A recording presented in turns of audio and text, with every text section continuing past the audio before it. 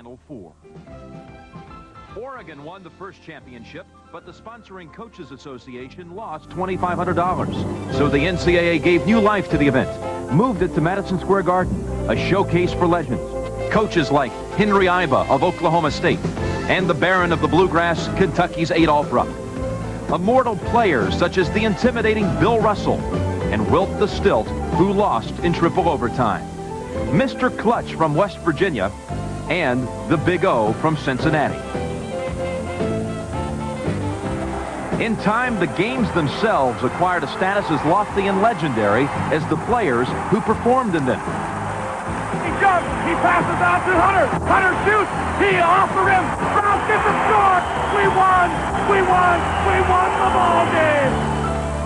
In the 60s, John Wooden, the Wizard of Westwood, built a dynasty at UCLA.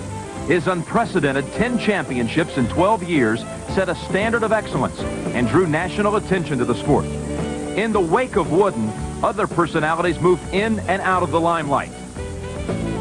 Superstars strutted their skills in a series of memorable matchups that captured the fans' imagination.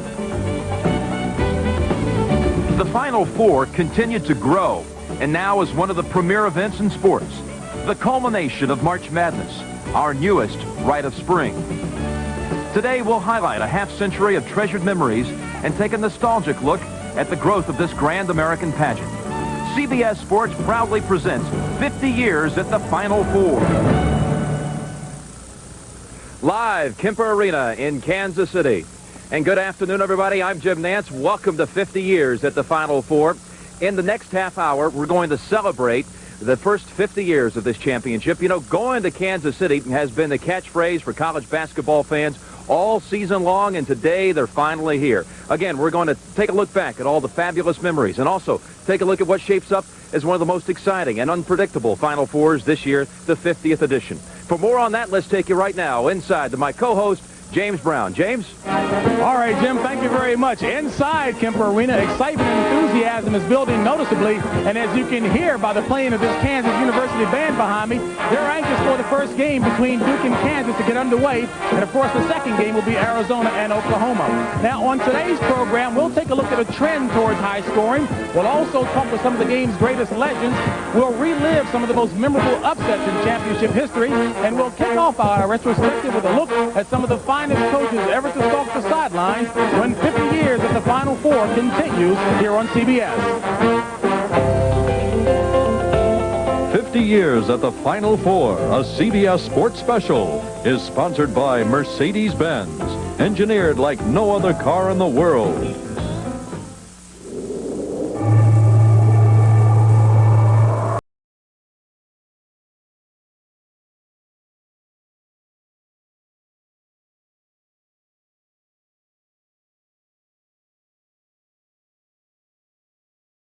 Sitting in one of the four hot spots in this arena, the coach's chair. Now, interestingly, one of the hottest rumors in the coaching circles all this week concerned Jim Valvano of North Carolina State, who reportedly wants to become the new head coach at UCLA.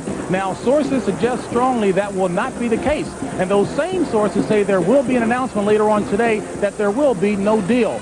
CBS spoke with Jim Valvano earlier, and he had no comment. Now let's move to today. Three of the head coaches in today's game have been to the Final Four before, Mike Krzyzewski, Larry Brown, and Lute Olson, but yet they haven't captured their first national crown. It is indeed a very precious prize, and only a select circle of coaches have ever claimed more than one crown, and they are indeed college basketball's Elite Eight. There are many ways to define a legend. One of them is through championship performance. In 49 years of Final Four history, only these five collegiate coaches have won the NCAA basketball championship twice. One notch above them is Bob Knight of Indiana, who last April won his third NCAA title to cap off America's year of the Hoosiers. Knight is a notorious perfectionist whose 1976 squad went undefeated. 5 years later, the prodigious 19-year-old Isaiah Thomas fulfilled his coach's prophecies. And the third title was truly charmed, a testament to Knight's coaching abilities. He wants to play that perfect basketball game. He would love to win 100-0. And I think that's one of his greatest traits, that he's always trying to perfect his coaching ability and his team's ability to perform on the basketball floor. Knight's coaching genius sometimes manifests itself in seemingly curious ways.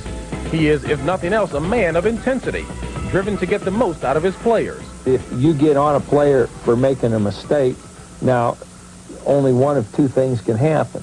Either he makes the same mistake again, you got to get him out of there, or he realizes and he improves. And when he improves, you just say, now that's the way to do it all the time. He was known as the Baron of the Bluegrass, Adolph Rupp. He won a pair of championships in the 1940s and another two in the 50s. The Fabulous Five won the NCAA title in 1948, and a decade later, Rupp was back with the Fiddlin' Five, playing the same tune. Coach Rupp was a bright, articulate person, a hard-working, hard-thinking, and I think he outworked the other coaches, and he certainly outworked the players. Rupp was a student of Dr. James Naismith at Kansas and a teacher at Kentucky for 41 years without a losing season. He was light years ahead of the rest of college basketball coaches in his particular time. The coaching legend who looms larger than life during the first 5 decades of the NCAA tournament is John Wooden of UCLA. With his ability to attract star centers and surround them with a strong supporting cast, Wooden created a Bruin dynasty. More than just a coach, Wooden was a special man who developed a close relationship with his players. We loved being around him every day. It was one of his key tenets was to always make it fun. I mean, basketball was never drudgery. He didn't get excited. It wasn't a whole lot of histrionics. I really appreciated that because I thought he was always in control and knew what he wanted us to try to accomplish. Wooden's first and fondest championship was in 1964. Ironically, he did it without a dominating center, right here in Kansas City. Jim Nance has more. This is Kansas City's Municipal Auditorium. Back before the Kemper Arena was built, this was the site of the city's 9 previous Final Fours. But this week, Municipal Auditorium has been transformed into a museum, showcasing the teams, the players, and the coaches spanning the first 5 decades of the Final Four. The 60s and 70s belonged to the UCLA Bruins, and this man, Coach John Wooden. It was in this building in 1964 that Coach Wooden won the first of 10 NCAA titles. And it's our privilege to have with us today the Wizard of Westwood, Coach John Wooden. Coach, 1964, your first NCAA championship right here in this building. What memories are evoked on your return here? Jim, that was my first championship, and I'd say the first championship is much like the first child. It is very, very special. And the fact that we had the shortest team to ever win the championship with no one over 6'5" and went through undefeated, it does bring back very pleasant memories. You know, after 1966, that's really from 64 on the only year you did not visit the Final Four. How did you motivate your team every year to get back to the promised land? You can't live in the past, and I tried to make this clear to them that nothing will ever change the past, whether it was good or bad. And the only possible way that can have any effect on the future is what they do every day right now, and that'll be gone in a hurry. So I tried to motivate them that way and not let them rest on their laurels in any sense. Coach, as we stepped into the 70s, the dominance of UCLA continued, and then you retired in 1975. There's no better way to go out than another championship for John Wooden.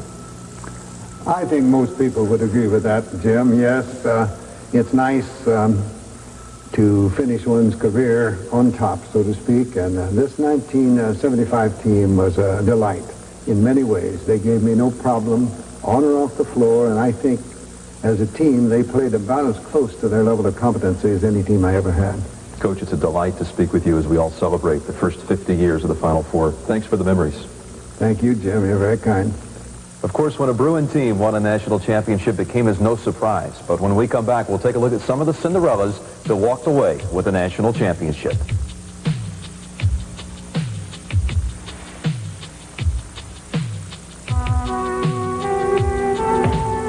They once told me I'd never make the team, but I proved them wrong. They said our team couldn't win the conference, but we did. The experts didn't give us a chance in the tournament, but we made it to the Final Four. Then, we had nothing to lose, and we won it all. Down to 7 seconds. You see the time. Whitburn, oh, it's a long way. They won it!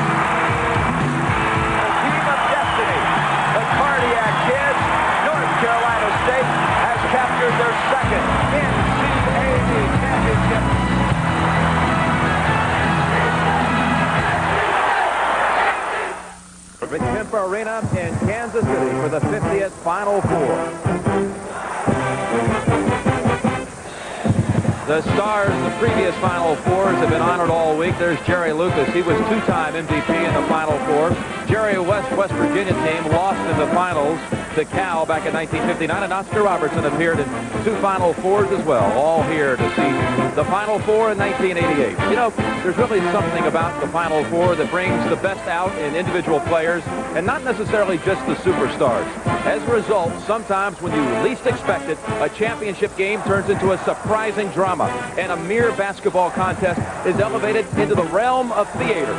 Such was the case back in 1957, when undefeated North Carolina played underdog to #1 Kansas. It was perhaps the greatest college basketball game ever played.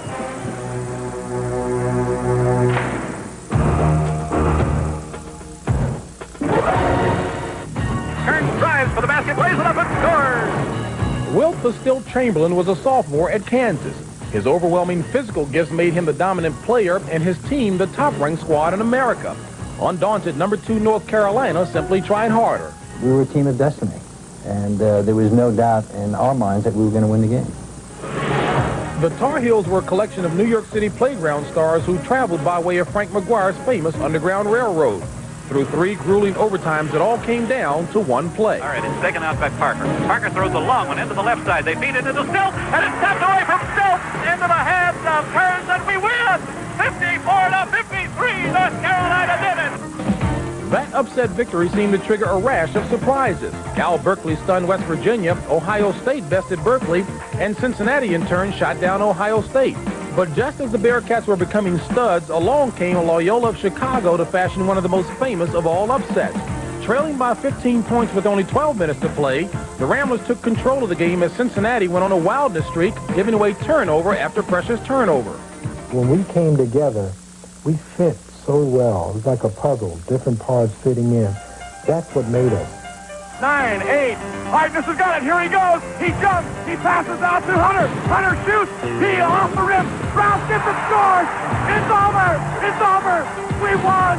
We won. We won the ball game. In 1966, Texas Western, now known as the University of Texas at El Paso, staged one of the most sociologically important upsets in sports history. The Miners were the first all-black team to reach the Final Four. By contrast, Ruff's Runts, as this litter of Wildcats was called, sent out 5 white starters. But Kentucky, they were a lot like us. They all played together and they were smaller. But I think we were just a little too strong for them up front. While Don Haskins' team flexed its muscles up front, Kentucky, unaccustomed to losing a championship game, found it heartbreaking and embarrassing. We're #1 is the Big Yell from Texas Western. The ball game is over. Kentucky has lost the championship game for the first time in their history. Nightmare. That's what it was. We, believe it or not, were flat the night of the ultimate game against Texas Western because we had assumed we won it the night before against Duke, and we paid dearly for that. North Carolina State was ready. Lorenzo Charles was camped under the basket and had the presence of mind to send home Derek Wittenberg's desperation toss.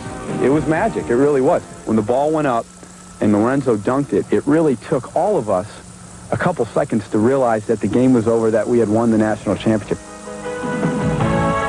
And then Villanova pulled off basketball's perfect game. Mighty Georgetown and Patrick Ewing were poised for a second straight crown, but long shot Villanova pulled off the American dream. The underdogs, lights, cameras, Georgetown, Villanova. Perfect shooting, Villanova championship. It comes inbounds, and that's it. It's 66-64. Villanova upsets the Hoyas of Georgetown, and Villanova wins the NCAA championship. And carrying the banner for Kansas University today is another big man by the name of Danny Manning, 6 feet 11 inches tall, multifaceted, multi-skilled player who pretty much single-handedly has brought the Jayhawks to the Final Four. And going back in time now with the architect of perhaps the greatest upset in championship history, with me is Mr. Frank McGuire, formerly of North Carolina. Is the memory of that upset win over Kansas and Wilt Chamberlain just as sweet today as it was then? Oh, much sweeter now because we can see the result of what actually took place then. We were the missionaries who started all this big hullabaloo. This is a great spectacle. You had mentioned to me there were some special things you did in preparation for that game. What were they? Well, when we put our smallest man against to play the biggest man in the world, actually Wilt Chamberlain, the best basketball player, and I thought psychologically that would help us. All right, and there are a couple of other coaches who are hoping psychologically they can pull off upsets here in the Final Four. And we'll have more on 50 years at the Final Four right after this.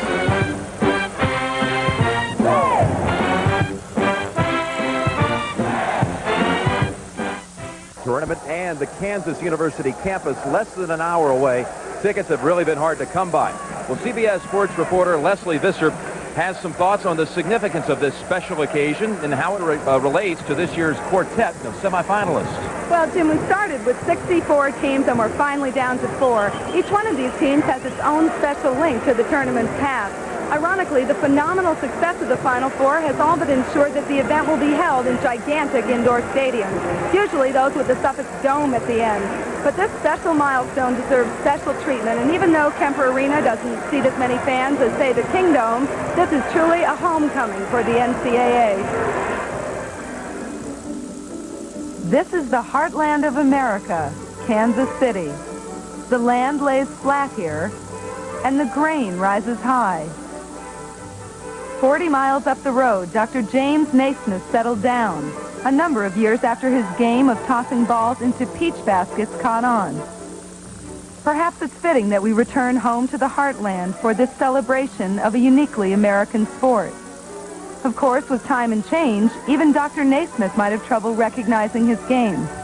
20 times this season, Oklahoma scored more than 100 points, a far cry from the Sooners' last trip to the Final Four. Back in 1947, they lost to Holy Cross, 58-47. Still, Naismith would have been pleased to see 2 Big 8 teams in the Final Four. In addition to Oklahoma, Kansas is making its 8th appearance. And all week long, Danny Manning's been hearing how the Jayhawks marched to their only title in 1952, led by Clyde Lavellett's 33 points. What Danny probably hasn't heard is that the legendary Big Clyde got lost in a fog the night before the game. He couldn't find his way home, he didn't get any sleep, and he barely made the tip-off. You can be sure Danny Manning will be here on time. Duke is no stranger to this event. Back in the 60s, the Blue Devils made it a habit, with teams that were high-scoring on the court and in the classroom. With 4 starters on the dean's list, the Blue Devils dominated the college boards even before they arrived on campus. Out west, Arizona blazed its way to the big shootout for the first time. And folks are wondering, who are these guys? No one from the Pac-10 had reached the Final Four since UCLA in 1980. Ironically, Arizona is led by a group of transplanted Californians, and one of Tucson's own who stayed home to give the local fans a moment in the sun. When all is said and tallied, Oklahoma, Kansas, and Duke have been to a combined total of 14 Final Fours. Yet only one has emerged as champion. And they all know how elusive that golden moment can be. Saying goodbye to a car you've owned for years is a lot like saying goodbye to an old friend. But if it's a Mercedes-Benz, there's always this cheering fact to consider. Over the years, Mercedes-Benz automobiles as a line have retained a higher percentage of their original value than any other make of car sold in America. And that can make the sorrow of parting a little sweeter.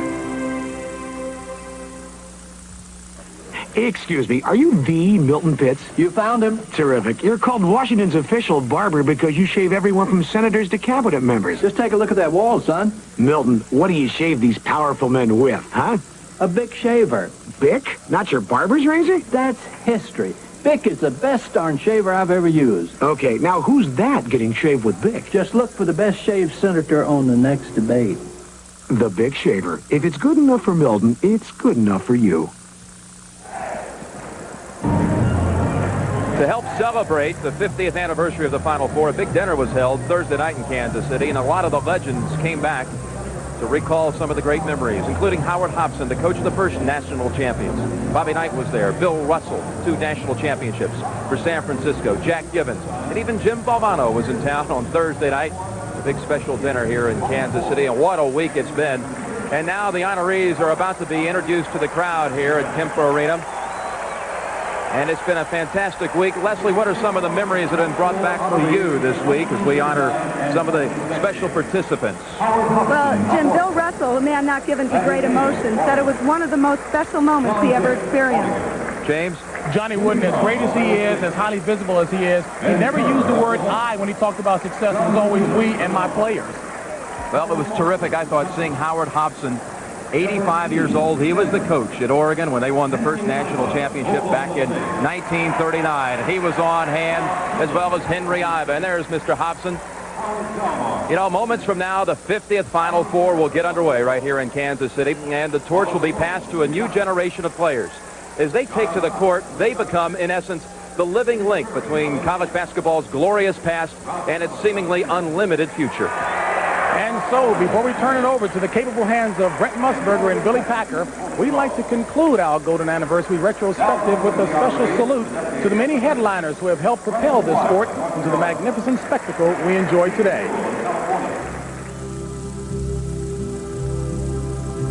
50 years at the final.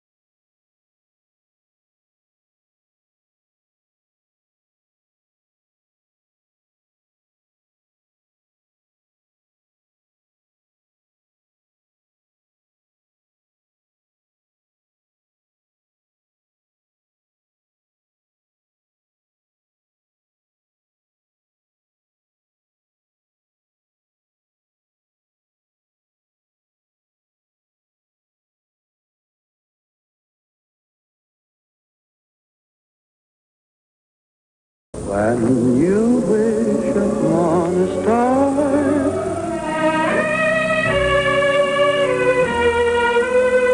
Way short of Perry, claims the rebound. Hoops it ahead to Kevin Strickland. Coming down, slam, dunk. Whatever, they're going to Kansas City. Kansas City, here we go. All right. Makes no difference who you are.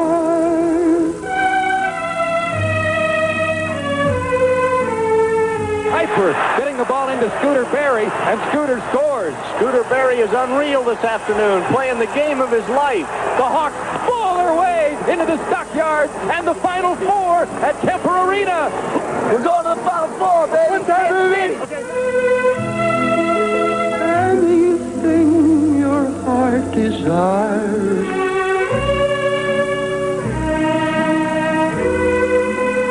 Here's an inside play to Tolbert. He goes up. The shot goes in, and he's fouled. And the Wildcats go to Kansas City. The Cats are on the court, just in each other's arms. We're going to Kansas City. We're number one. We're going all the way. come to you. Up court with it come the Sooners quickly, and King behind the defense for a jam. The Sooners know that they are going to the big city.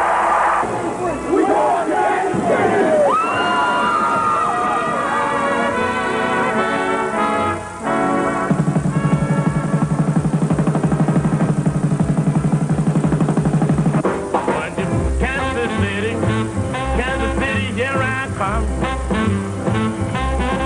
I'm going to Kansas City, here I come. After 3 weeks, the road to the Final Four has reached its destination, here in the city of fountains, where hope springs eternal. And where college basketball fans can't wait to unleash their emotions as their heroes strive for a national championship.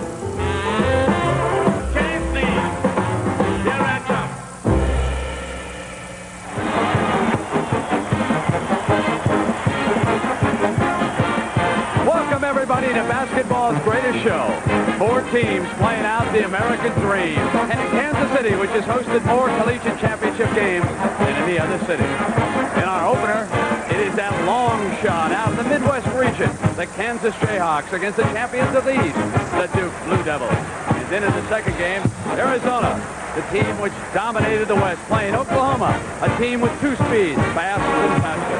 This is one of the most anticipated days in American sports. Again to Kemper Arena in Kansas City for today's national semifinal between the Kansas Jayhawks and the Duke Blue Devils. Now let's meet the starting lineup.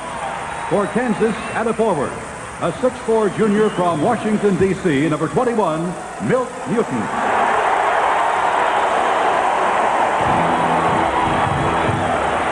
For Duke, at forward, a 6'6" senior from Sterling, Virginia, number 55, Billy King. For Kansas, at forward, a 6'8" senior from Lawrence, Kansas, number 24, Chris Piper.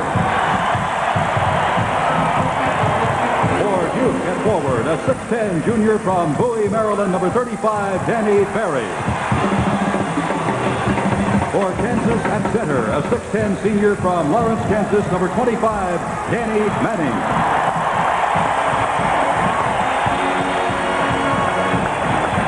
For Duke at center, a 6'5" sophomore from Fayetteville, North Carolina, number 21, Robert Rickey.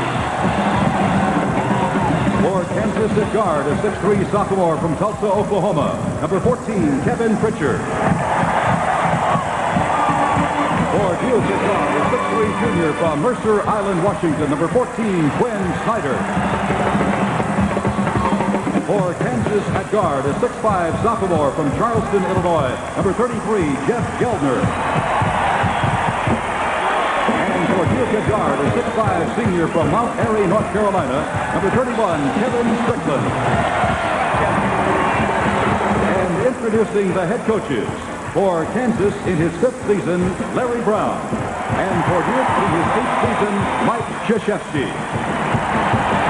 6 weeks ago, these 2 teams played in Lawrence, Kansas. In overtime, Duke won it 74-70. Back with the rematch in just a moment. City, the Kansas Jayhawks were able to avoid Purdue, Pittsburgh, and North Carolina State in the Midwest region. As for Duke, their road through the East Regional was a little more difficult. They had to beat the top seed, Temple, by 10 points to get to the Final Four. The referee today, and he's a good one, Booker Turner from Los Angeles, California. He will work alongside the 2 umpires, Jim Burr and Larry Limbo. In their road uniforms, Duke, the higher-seeded team, they will wear the home whites. But the crowd, very pro-Kansas. The university down in Lawrence is only about 45 minutes away from the Kemper. Danny Manning's first shot partially blocked, and Duke controls the ball. Tough man-to-man, and it looks like it's going to be Bricky on Ferry early on. A tough matchup for Bricky because Ferry's got about 5 inches on him, Brent. Watch him see the next time down the floor. If we don't see Danny Manning moving down inside on Bricky, using that height advantage. Bricky, 21, did not practice much yesterday. We'll develop that story for you. Here's their point man, Quinn Snyder, underneath the basket.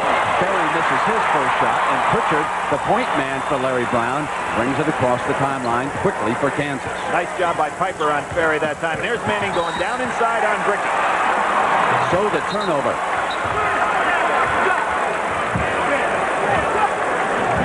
See Danny going down inside. He realized Bricky's on him, so instead of going out into the perimeter area, he's sitting right down inside looking for the pass. He didn't have a good angle on that one. Snyder with pressure from Pritchard. Both tough man-to-man defensive teams here.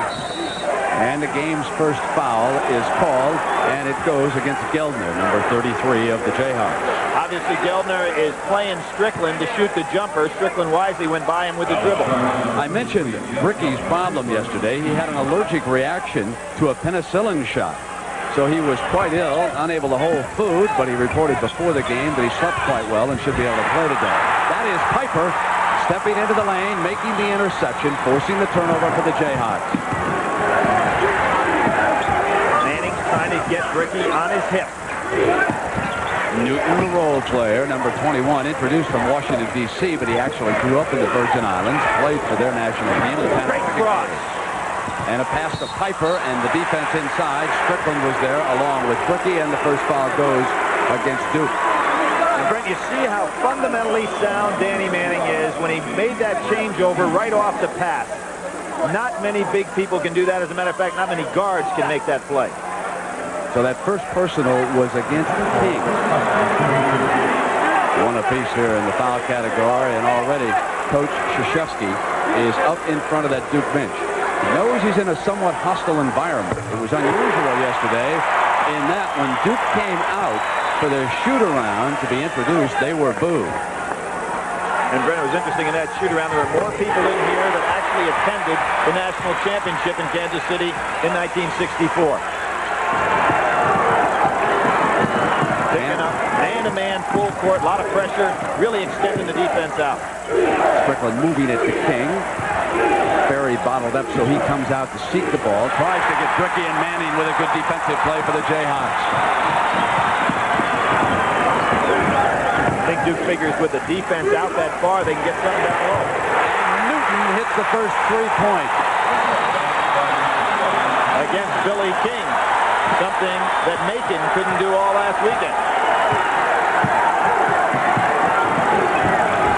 And again, it is Manning. The Kansas defense now forcing mistakes on the part of Duke. Geldner. To the hands of Pritchard with a jump pass in. Low off the glass. Danny Manning is there. And it's a quick 7-point burst here by the Jayhawks. In the first game that these two teams played this year, Kansas got a big lead on Duke early on also. Mike Krzyzewski's going down inside because he wants to pick up some foul trouble on the interior. But so far, Kansas has really overplayed that passing lane. Scooter Berry checks in. He is the first sub off Larry Brown's bench. He played a sensational game last Sunday against Kansas State in that regional final. Strickland. Duke's still not on the board as Pritchard runs it down now. It's 3-on-2. Newton off the fake. Great defensive play there by King.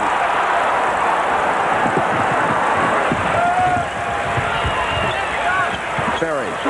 Short. Not close. Long rebound run down by Pritchard. And Brent, when you're down like this early in the game, you're wanting to get a better shot than that.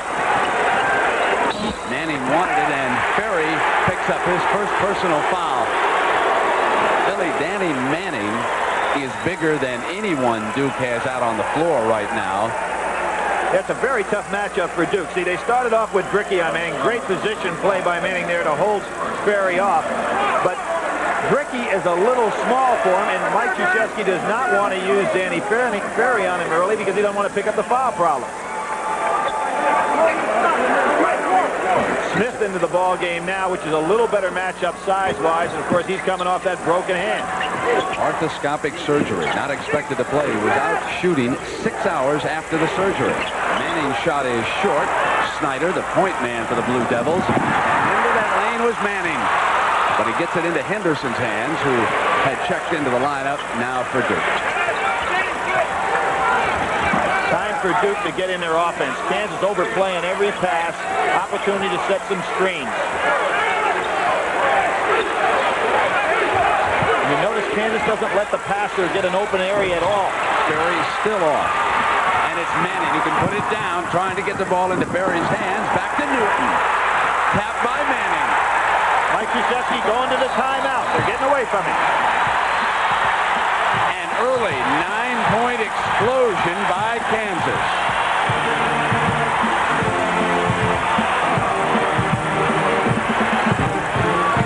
Kansas record, the poorest of the four teams here, only 25-11. Larry Brown lost 6 Jayhawks since the start of the season. He has used 12 different starting lineups, yet he has been able to retool and bring this team here, playing in front of a very partisan crowd in the Final Four, 16:20 to go, and he has broken ahead of Duke 9-0. Danny Ferry 0 for 3 at the start of the game. Good switch that time by Manning. Henderson. Pritchard rebounds. Duke can't buy a bucket early. Both teams really extending the defense out. I think Manning can get a shot on the inside if Duke's going to play that far out. Now it is Smith eyeing Manning, and Newton's three is there. That's his second three-point shot. And Brent, Kansas had Duke down in the first game, 23-8. Duke can't get a basket. And the foul, Pritchard reaching in on Snyder. And Mike Krzyzewski will go back to his bench. And he will return Strickland to the lineup. And he will try Ala Abdelnaby for the first time. They will check in. Now, Abdelnaby gives him a little more height underneath. He goes at 6'10". He's a sophomore from Bloomfield, New Jersey. It is obvious against Manning, who is playing with enormous intensity. And please remember that he fouled out the last time these teams met in the Final Four in Dallas, scored but 4 points. He has come back to be the player of the year, and as Billy Packer told you before the game, he reminds one all of Larry Bird and what he did. Another turnover forced, and it was Manning with a hand on it. Newton goes for 2.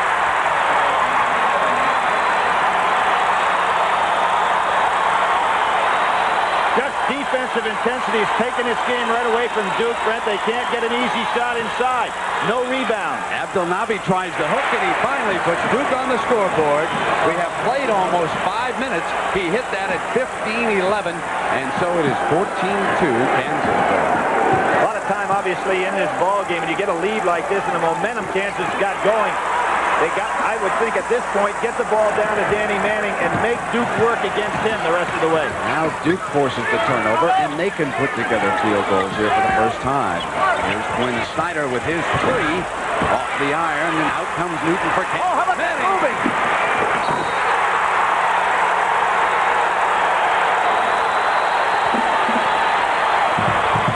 Sensational play by Danny Manning, breaking out of the pack. He realized that Newton had the rebound. He took off. Duke had bad floor balance. And then Strickland complicates everything by fouling on this play. You might as well let a player like Manning put it in there. No chance to block that dunk. Just heads-up play by Danny Manning. Proven he can do about everything, running on the break and filling that lane. Who grew up in Greensboro, North Carolina, moved to Lawrence, Kansas when he was a senior. And his father, Ed Manning, took an assistant's job alongside Larry Brown, and the two have stayed side by side for 4 years. Danny Manning says it's been bittersweet having his father, Ed Manning, alongside of him like that. He said there are times when he's been too critical, but when the times are good, it's awfully nice having Dad alongside of you. And he sits down for a couple of words from his coach. I think a nice move here by Larry Brown. He's got the lead. He's got an opportunity to rest Danny Manning and keep him out of foul trouble, which is one of the keys in this first half. Jumping out is Piper, and he fouls Ferry. That is 3 team fouls on Kansas, 3 already on Duke.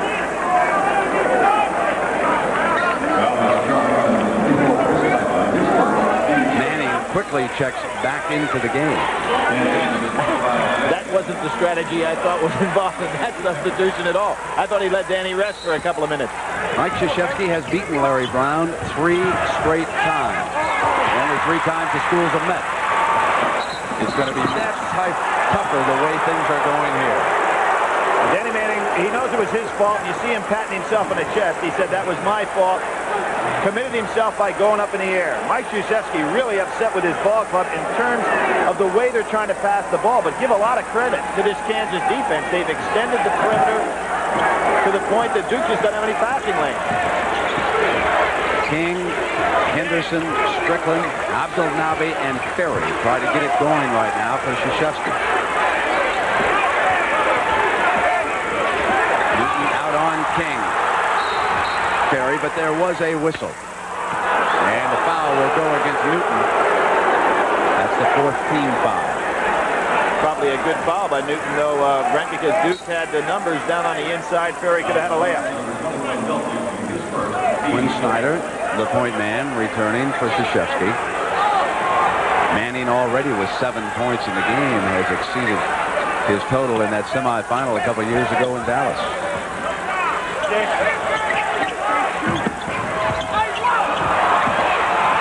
King off a fake, had his pocket picked on the inside. Boy, Piper doing a great job defensively. He hadn't scored yet, but boy, he is doing everything inside. Berry comes flashing through the lane and draws the foul. But that's twice that Danny Manning has not converted on a fast break situation, trying to make too big a play.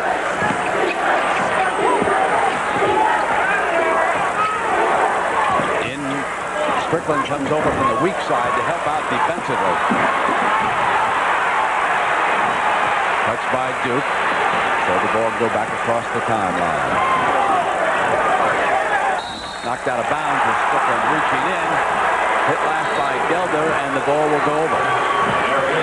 So we've got a break on the floor here in Kansas City. 9 minutes to go in the first half.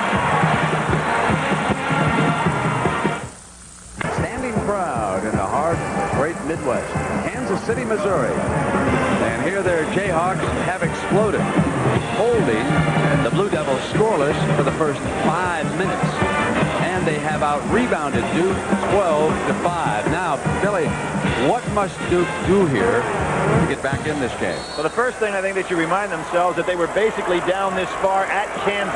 What they have not done is gotten into their offense and all, and the reason for that is the great Kansas defense, particularly on the outside. So they've got to get back in an offensive structure, and I think set some screens from the backside. Kubek's three-point shot is on the money. The 3 will help get you back too, won't it? If you're Kansas, I think you want to get the ball to Danny Manning every time down the floor and really put pressure on Duke's defense. Ricky is fronting him.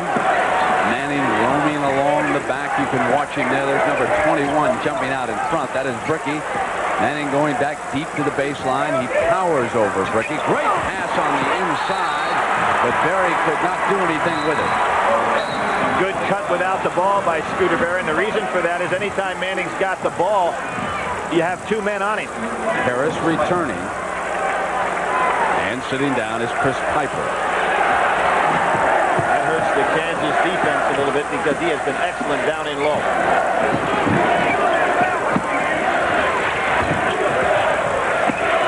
Strickland on the run was left free as he got into the heart of the key. And that's where they missed Piper because he would have been down in there for a potential block. Normore returning for Kansas. And Berry sits. Now Larry Brown really has to look for a ball handler. It's always got Manning. Yeah, that's true.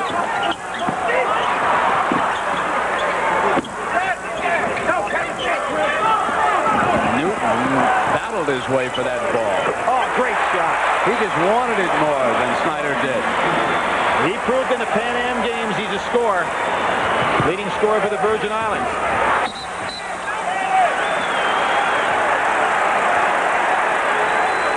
And Brent Newton's only getting to play 22 minutes a game. His second leading scorer on his team getting 11. King drops it off on the inside. Nice pass to Strickland that time, who has scored 6 points here in the first half.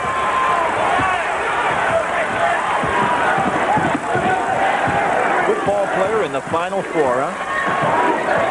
Larry was short-handed, so he had to get a couple of football players to come out just to allow him to scrimmage during the week. And Newton, he's eating up Billy King. He is 5 of 7, and that Billy could be the unknown Jayhawk here this afternoon.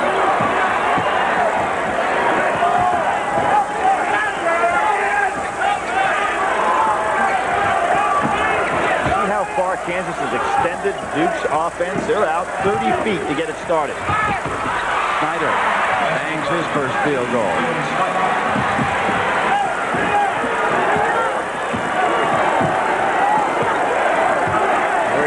Trying to get some rest for Pritchett out here. A risky gamble. And Duke trying to end the first half on a positive note, if it can.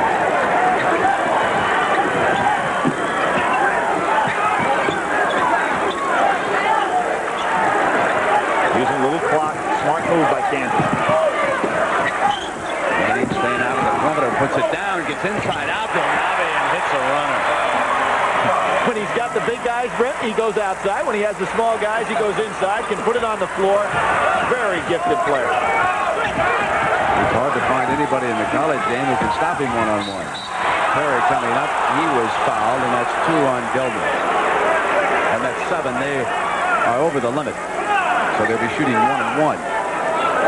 5 team fouls against Duke, so they still have 1 to give here at the 3:41 mark. But Kansas leading Duke 30. The remaining part of this half. If you just joined us, it was an early explosion by Coach Brown's Jayhawk team here. And the defense triggered it. Their first 6 points coming off turnovers. As you mentioned, this young man, the ACC's Player of the Year over J.R. Reed. And back again next year. So we've got a television timeout here at the 3:41 mark. It's 34-23, Kansas over Duke. Ever since your post office invented express mail overnight delivery, others have tried to copy our Eagle, but it's not so easy. Of the Kansas defense. Well, it has been sensational in the NCAA tournament. Defense is your constant. Brendan, you can see what Kansas has done throughout the course of this tournament. Just sensational, holding teams way below their average. Not quite as good today, but I think what's interesting, although defense is the constant, how about the variable? Exactly. Larry Brown today has shot 64%. Jayhawks hitting their last 5, and they've held Duke to 47%. Henderson with a hand on the ball, knocking it away, and Berry returns for Kansas. I wonder if Mike Krzyzewski is thinking now maybe to show a little zone before the half ends, just to throw Kansas off and give them something to think about. Billy, coming into this game, the experts said that Duke was the deeper team, but here in the first half, Larry Brown has rotated as many players as Mike Krzyzewski, both using 9. He has, I think, a real testimony to his outstanding coaching and ability to work with kids, because they are not that talented. There's Harris, knocked away by Bricky, gets it back. Probably shouldn't have shot that shot. Manning attempts to save it, but he stepped out of bounds. The ball goes over to the Blue Devils. Now Harris has to think about shot selection a little bit. With this kind of lead and this kind of time, you want to make sure Danny Manning gets a chance to touch the ball.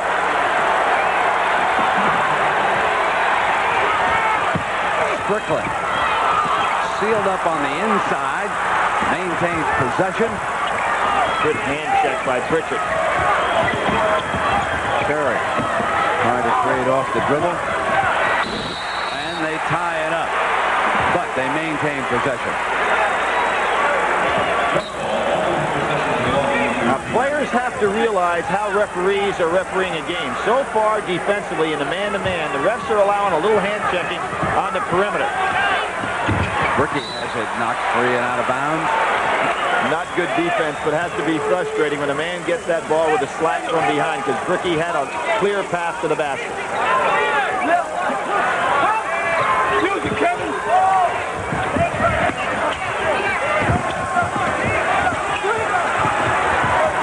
Curry in the corner loses control. And again, great Kansas defense. Duke just doesn't have any free passing lanes, and they're a little frustrated. That was their opportunity to get it down below 10.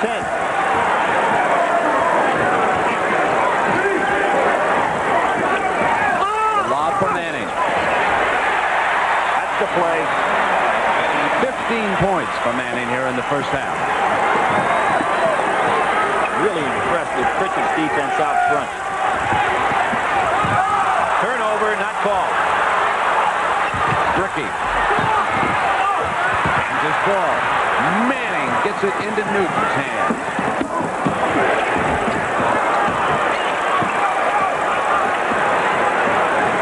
Inside of 2 minutes here in the first half. Strickland. And Bricky fouled by Manning, and what a difference from 2 years ago. That is the first personal foul called on Danny Manning in this game. Well, that's what Larry Brown told us yesterday, Brent. He wanted to make sure in the first half Danny Manning had no more than 1 foul, even if it meant that he wouldn't be quite as intense on defense as normally. He has been intense and has stayed out of foul trouble. And I would credit that to the great perimeter defense by the Kansas guards, because nobody's been able to get an easy pass inside.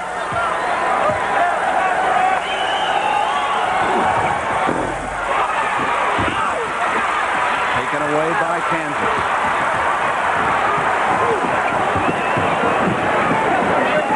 Wait on the big guy. There he is. It is, and he jumped the pass off beautifully that time. And coming in is Newton, who has scored 14 points for the Jayhawks in the first half.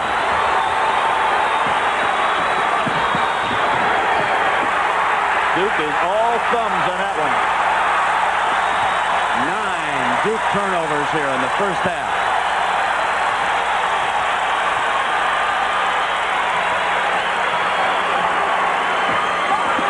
Well-drilled club. Now, are they going to let Danny Manning handle it? Get either a shot or a good pass. Kubek is 0 for 2 in catches.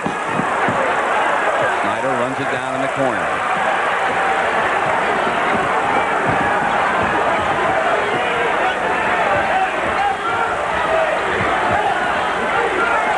Inside to Bricky, a slick pass by Ferry, who was one of the better passing big men in the game. Larry Brown wants 1 shot here. Good move on his part. Don't know if I've seen a better defensive first half by a club in a long time. Ferry switches over to guard Manning.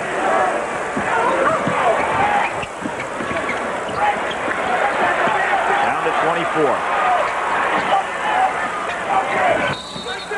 Newton foul.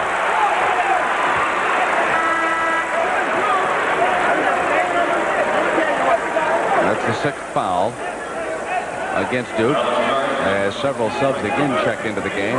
Abdelnaby returning. Kubek sits down, and so does Bricky. Cook in the ball game for the first time.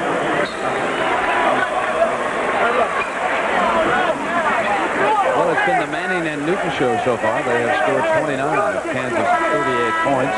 Henderson also off Coach K's bench.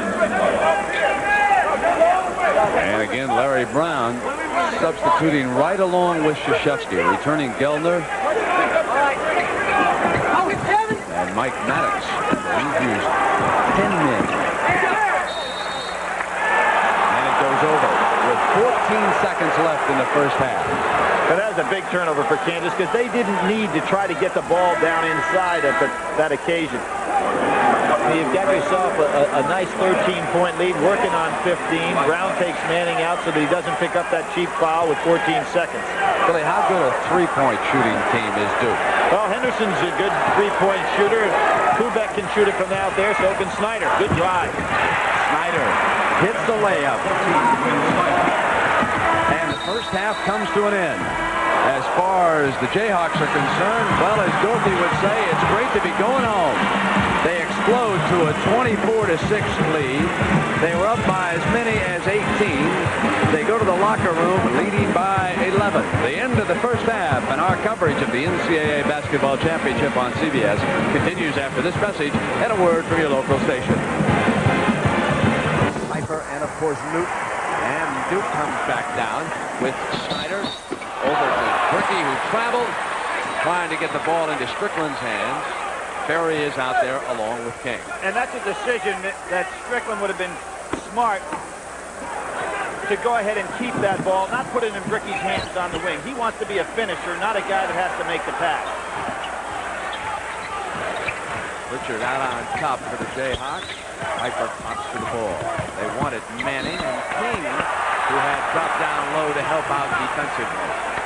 Shows you some smarts on King's part because he was tied up with Newton and realized the ball was going into Manning and slid over there. Sloppy start to the second half so far. Duke looking for its rhythm. Very short on the three. And it was Strickland who pulled it away from Geldner. To the hands of Snyder now with Pritchard all over it. And the first foul goes against Kansas here, and that's Pritchard's second. There's the hand checking by Pritchard all the way across the lane on Snyder. Now that is something that Duke has to adjust to. When you feel those guys with their hands on you when you got that ball, you've got to slap them away and draw that to the attention of a referee. Quickly, Berry replaces Geldner here in the second half. Trent, I think the key thing for Duke is to try to get into some offensive flow in the second half. You know, Kansas took them out of their offense completely in the first half. If Mike Krzyzewski has to do anything, he's got to get his team back into a half-court offensive pattern in their passing game. The big difference between this Duke team and the one 2 years ago that played in Dallas, the lack of senior leadership. This basically is a very young Duke team with the exception of Strickland and King. Pritchard gets all the way inside on a penetrating move, his first field goal of the afternoon. But he had a sensational first half without scoring. Did not turn the ball over, had 5 rebounds, just ran the game beautifully. Very short jump shot out there, yanked away by Piper. Pritchard seeing the court beautifully. Manning wanted the jump pass, wound up in the hands of Ferry. That's 10 Kansas turnovers here in this game. King wants it back in Ferry's hands. Off the dribble. And Ferry's not shooting well, and the reason for that, Piper's doing a great job on him defensively. Newton won't stay, and Ferry yanks away the rebound. 3 on 2. And again, that Kansas defense. Off King's leg, great steal from behind. Mike better be careful. He's going to swallow his gum over there on the side, trying to get back in this. Good piece of officiating there. Both teams a little sluggish here to start this second half. They can't get the ball back into the offensive flow the way they had it. At least not in Kansas' case, because they played very well offensively in the first half. No.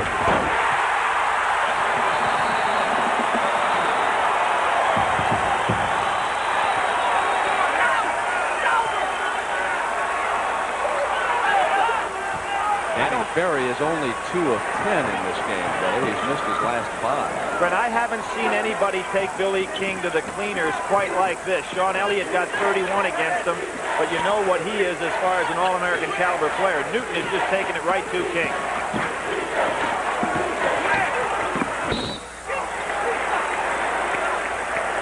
Snyder jammed a finger.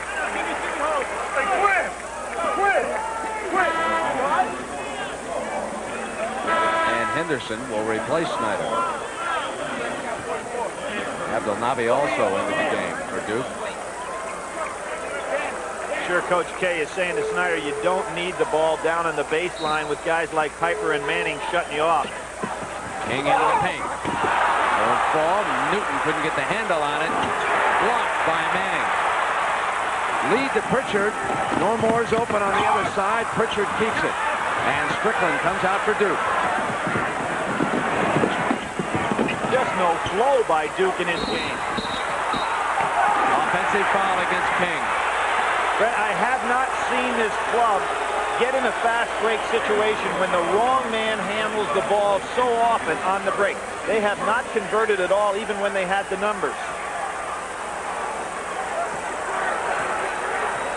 Kansas ought to go to Danny Manning this time down the floor. Take a little time off the clock, make sure the big guy touches it.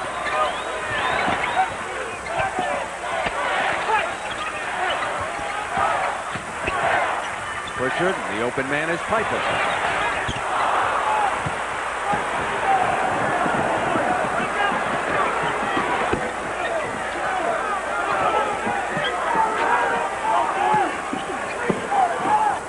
Anderson to Ferry, and again Manning blocks the shot.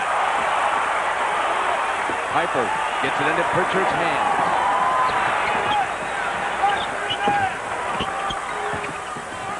There he is. Manning with 2 more, his first of the second half, and 17 for the game. And Krzyzewski uses a timeout.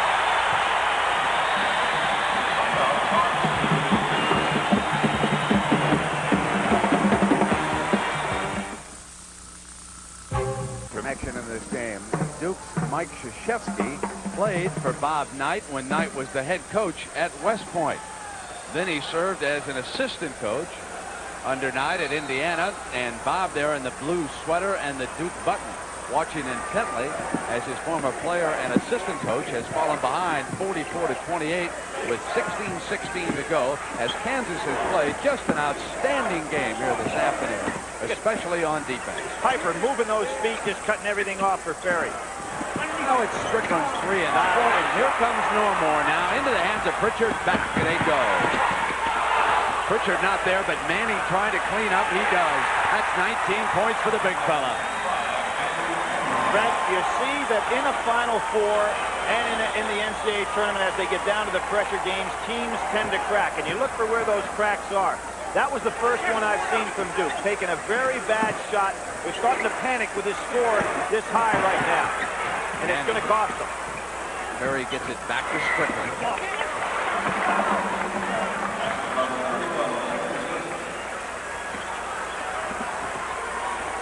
King hounding Normore, who's handling the ball here, as Pritchard has moved to the off guard. He has played both of those spots this season for Coach Brown.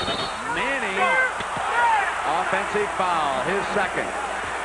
Good fake by Abdelnaby, because Manning had him set up for almost a clear-out one-on-one move. Father watching intently. You know, Ed Manning and Bob Ferry, Danny's father, were teammates back with the Baltimore Bullets, and when they were toddlers, the 2 youngsters used to play in the locker room. And of course, Ed Manning played for Larry Brown when he was with the Carolina Cougars. So there's a long connection there. Great connection with the family. Danny Manning and Danny Ferry have been friends since they were knee-high to a wastebasket. They used to stuff the ball inside the Bullets locker room. Great fake by Snyder.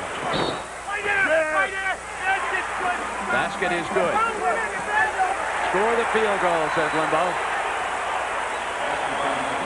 Ferry trying to get position. Good follow-through by Quinn Snyder on that shot. And the third personal against Ferry. Well, Mike Krzyzewski cannot be thinking about personal fouls right now. He's going to have to leave him on the floor, even with 3. Trailing 46-32.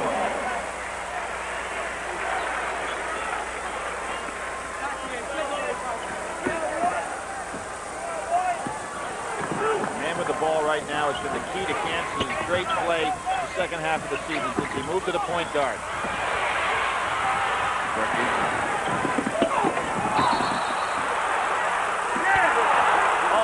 Call. I thought that Manning was waiting on him, and again, Duke not making good decisions on the break. Here you see Bricky committed way on. There's Danny Manning waiting on him. I thought that was a charge all the way. 3 fouls on Manning at the 14:37 mark. Now watch this. Danny Manning's waiting. I think he was there. And again, all Bricky had to do was to move out to the side, get the ball back to the center, and they had a 3-on-1 break easy.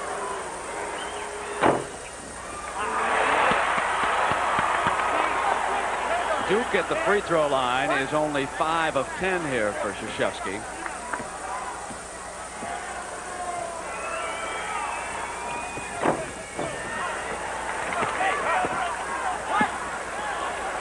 Notice how Danny Manning's coming back to help them bring the ball up the court. Ferry wanting more pressure applied. And Larry Brown will use a timeout. 46-33, Kansas leading Duke by 13 with 14:28 to go.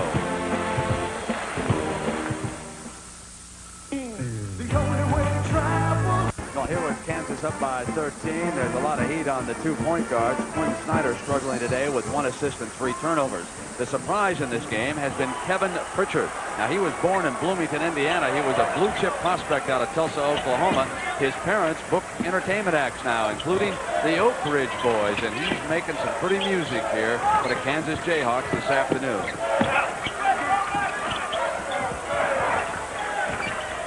This is Newton. Yes! And bring him to the line. What was so great about that is Billy King tried to go rushing out at him to take away that jump shot. And Newton, who has been sensational today, just calmed. Now watch this. You'll see Billy King go right out at him, try to stop the jumper. He makes the great move, gets King out of position, goes up, gets hit on the arm, and still has the follow-through to score. Brent, this guy had 32 against Brazil in the Pan Am Games. Can you remember Brazil, Pan Am Games, the United States? Not bad, huh?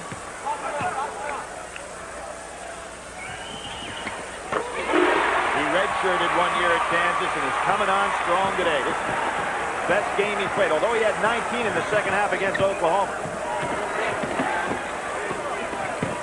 Kerr glides the baseline. Manning careful there not to pick up another foul. He just knows he wants to stay out on the court right now.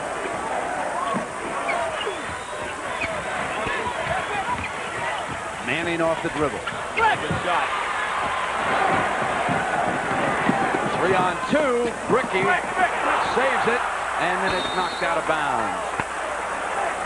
Brent, I bet you if you go back and look at this game, you see how few times Duke has been able to convert on that fast break. At the conclusion of this tournament game, Billy, you and I will select the Chevrolet players of the game from each team as Quinn Snyder misses on the field goal. Newton off with the rebound, and there's Pritchard coming down off the dribble.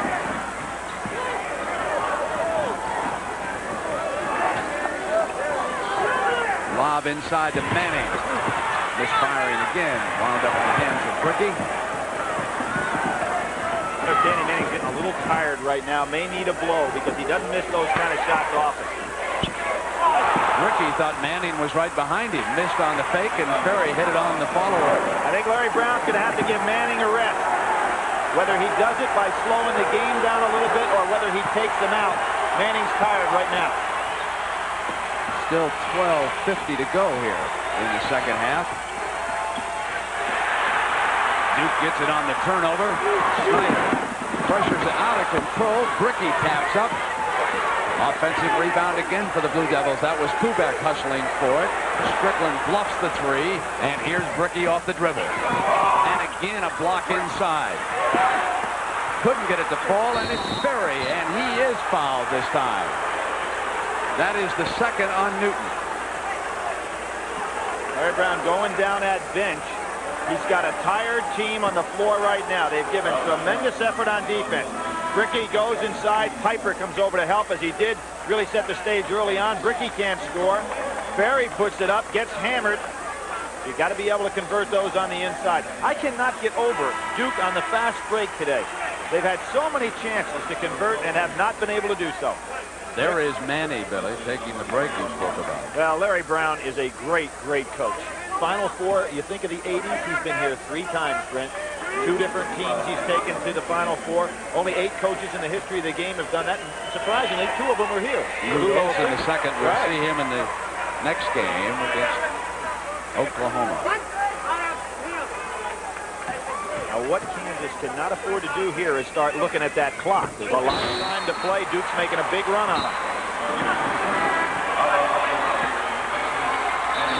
Abdelnaby returning here at the Kemper Arena in Kansas City with Billy Packer. I'm Brent Musburger. 12:23 to go.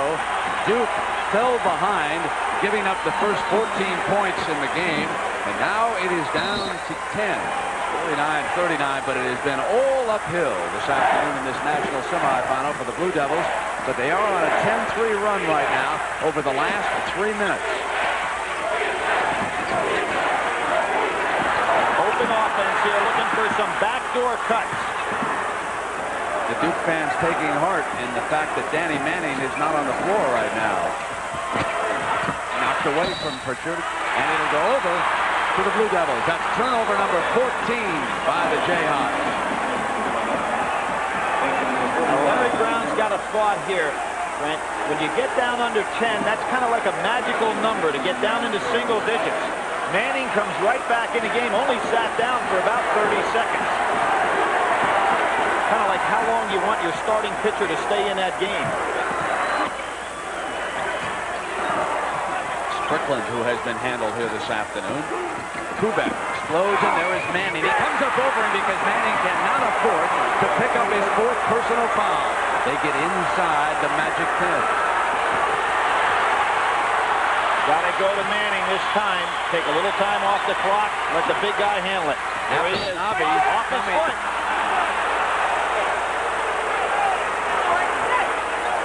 That's the first foul on Abdul Nabi, who came over to the corner.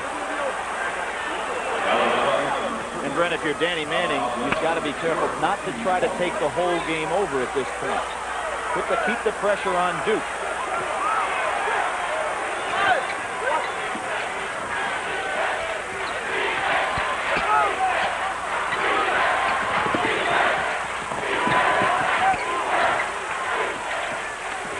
Watching Harris. The rotation to Newman, the 3, and Newton misses. Rebound by Duke. It was Kubek wrapping it up.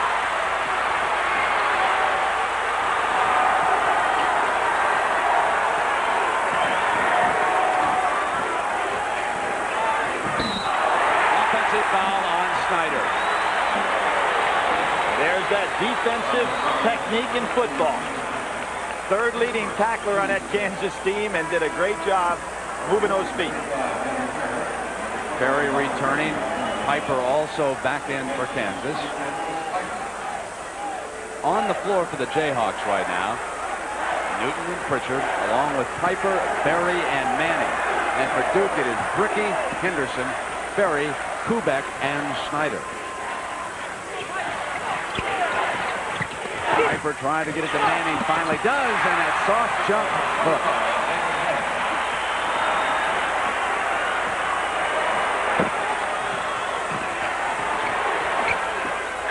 Kubek's 3. Second one for the freshman today, and Duke has not been able to get the 3-point shot off. 10:20 to go. Duke now closes to within 7. Berry can't afford to foul that far out.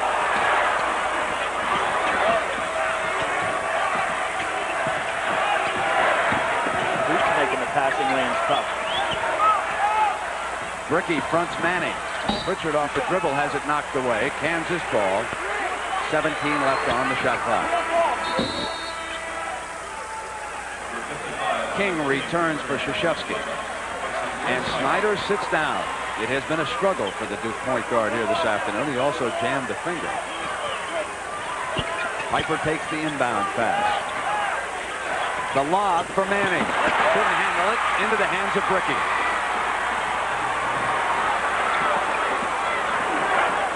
Henderson into King's hands. Kubek, who's hit those 2 threes out high.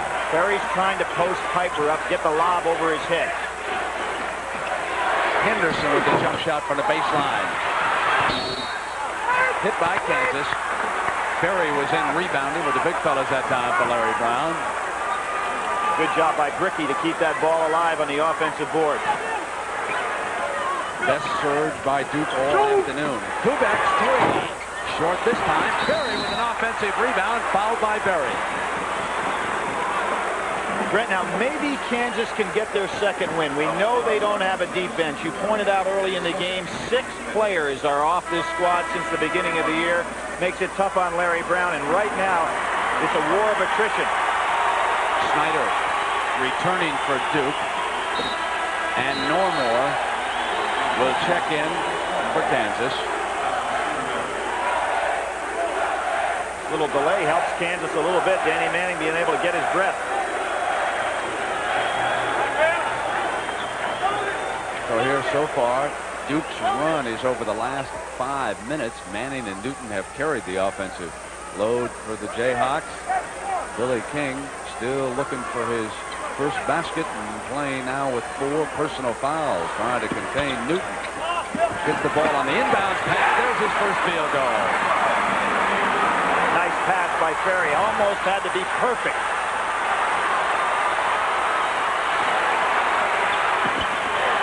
Richard saves it. Manning into the deep corner. Ricky would love to keep him there. Normore spins in the key. Knocked away. Another turnover. Outlet. Here comes King racing Piper. Offensive rebound by Strickland and a foul. No basket. Now, even though Duke will go to the line again, they don't convert on the fast break.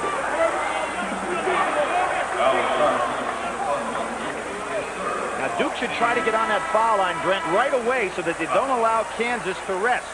Force that referee to put the ball in play.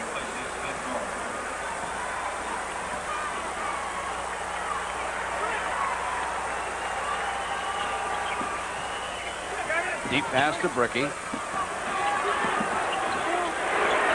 Now it's Strickland going baseline. Partially blocked. No foul called. Piper winds up with it for Kansas. And now Danny Manning gives it up to Pritchard.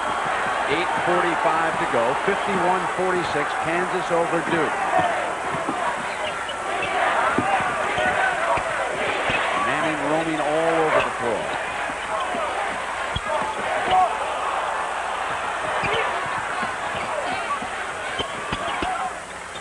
Here's Piper. Ferry coming out with him. Kansas works the shot clock inside of 15 seconds.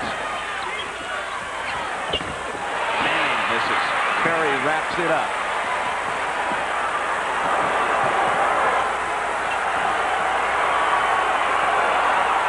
Smart play by Duke to slow things down, make sure they get the good shot.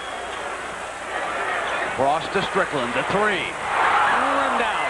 Big moment for Duke, and it wouldn't stay down. Now the Jayhawks are back. Crowd coming to its feet here in the Kemper.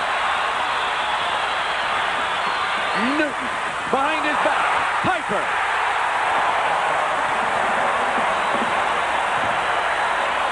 Games are matters of inches, aren't they, Brent? You rim out on the three-pointer, and then you get the ball on the almost a steal, not quite. Wanted Ferry, knocked away by Piper, out of bounds. Ferry fouled and got away with one. Piper again, who statistically hasn't had a big game, has been sensational with his floor play. Abdelnaby checking in for Krzyzewski. 7 minutes and 28 seconds to go as Harris returns for Coach Brown. 53-46. Kansas leading Duke. They have led the entire game. Piper 6.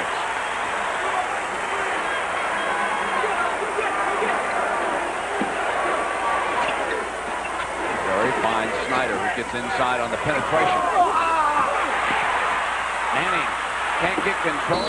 Ferry jumps in, and the possession arrow pointing in favor of Duke University going to get the ball down on the inside. That was a good rebound by Danny Ferry and a good reach in by Quinn Snyder. He's very good at that after a man gets the rebound against him. Then both teams wearing down a little bit, Brent. They're having a hard time with their shooting touch in this stretch.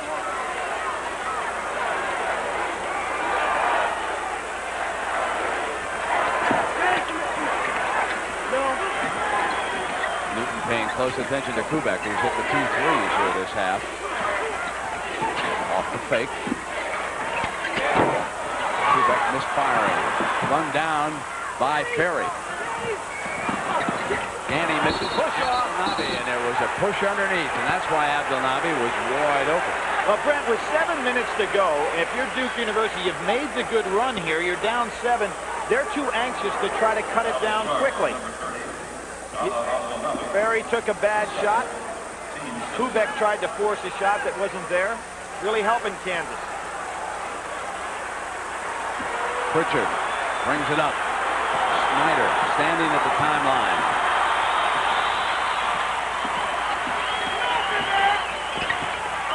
Knocked away by Abdelnaby. Manning goes for the loose ball, and it is tied up again, and it's Kansas possession.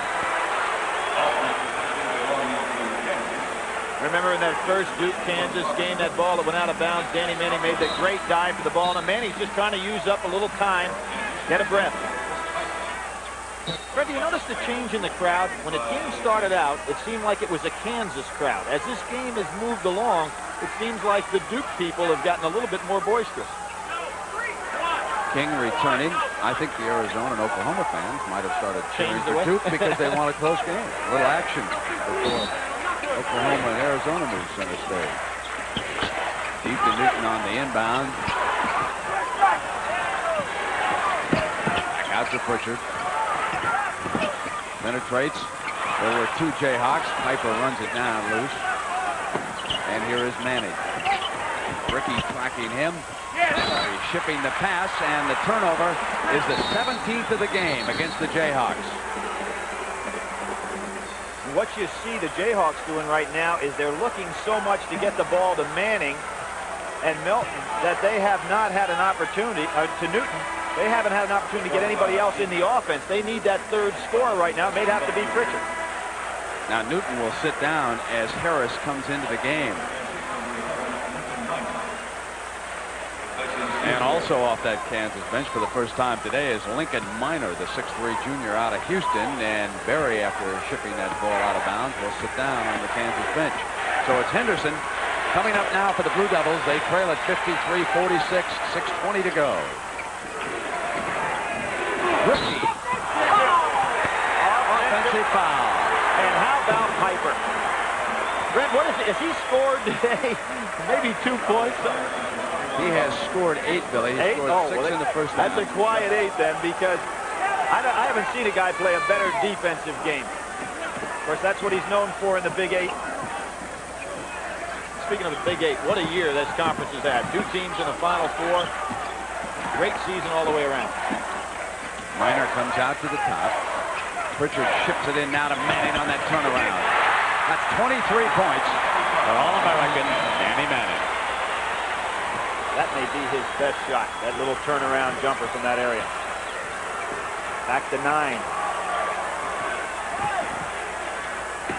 Piper leaning in, going to the glass that time. He has scored 14 for the game. He's hit 6 of 17 here this afternoon.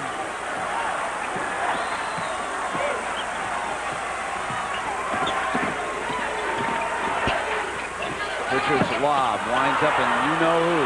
Manning to the glass. And coming off it's Berry. Here now it's 3-on-2. Henderson wraps it to Kubak. Offensive foul. Well, Brent, that ought to about even it up, because I thought we had a charge before, and under no way that was an offensive foul. Great pass. See, Pritchard's not even close to being in position. He actually is the one that made the contact. That ought to even it up. Coach K is still yelling out at Booker about that charge call. Scoreboard stays at 55-48 with 5:15 to go. Snyder's rested. He's been on the bench. What a fabulous job by Pritchard today. The stamina he showed to handle that ball so much. Manning pops out high.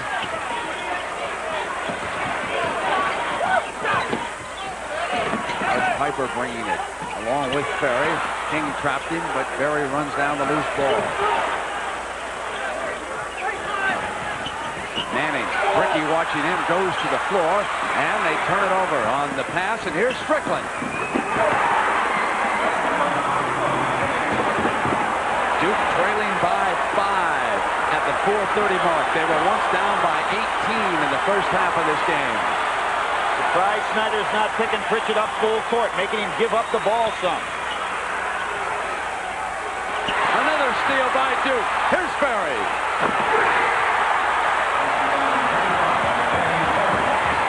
Brown's got to go timeout here, Brent. His club is exhausted.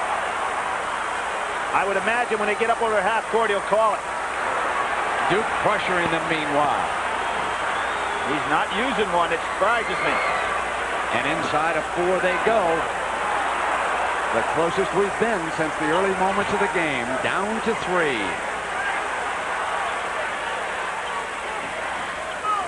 They're trying to set up Manning one-on-one down low. No help down there. Here's Pritchard in low. it.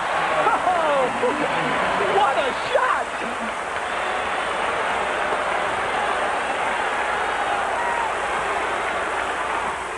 Now it's Snyder wanted it, and Manning stepped in and intercepted the pass.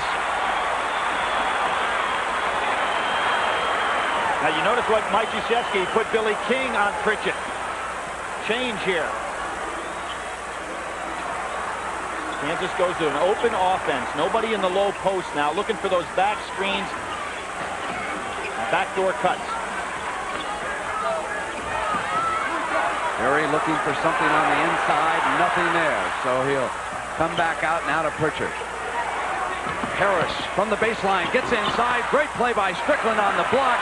Duke's ball. This has turned out to be a magnificent game as Duke claws its way back into this national semifinal. Kansas still ahead by 5. In case the ball is tied up. Now, one of the things that has turned around this half are the turnovers. Kansas has turned it over this half 11 times, and Duke only 7. Duke for the game turned it over 15 times already. A fresh Newton back in the game. Brent, that's going to help Kansas in that open offense. He can score down low. Looking for a 3 here. Snyder with the 2. No. Booker signals it as a 2. He was close to the line. They moved Snyder back on Pritchett. That's because Newton came back in the game. Good cut. Pritchard's open. Manning follows. 25 for Manning. Got to be thinking 3-point play here. Strickland trying to get open. Behind the back to Bricky. And there's a blocking foul underneath. It goes against Berry. That's his 3rd personal foul. But I'm surprised that Duke is going inside now. You'd like to set up the 3-point play, try to get it back down to 2. Billy, don't you think it's early? No, I don't think you're talking about desperation 3. I'm talking about penetration, back out, hit the 3. You got Strickland. Snyder can shoot it out there. Then rebound strong. But the only 3s hit here by Duke in this game have both been scored by the freshman Kubek. They're 2 of 7 out there in this game. Well, I can assure you that in the next game there will be more than 2 for 7 of 3-point when you put Oklahoma on his floor. They'll shoot 7 in the first minute and a half. The other in Kansas is 2 of 5 from the 3s. Ricky couldn't get it to roll, and Newton all over that rebound. Now the Jayhawks come down, up by 4 at 1:53. See the open offense. They're cutting behind Duke. And the overplay, you got to be careful here. Manning coming way out and down away from the ball. Danny Ferry commits his 4th personal foul. Piper, a 68% free throw shooter.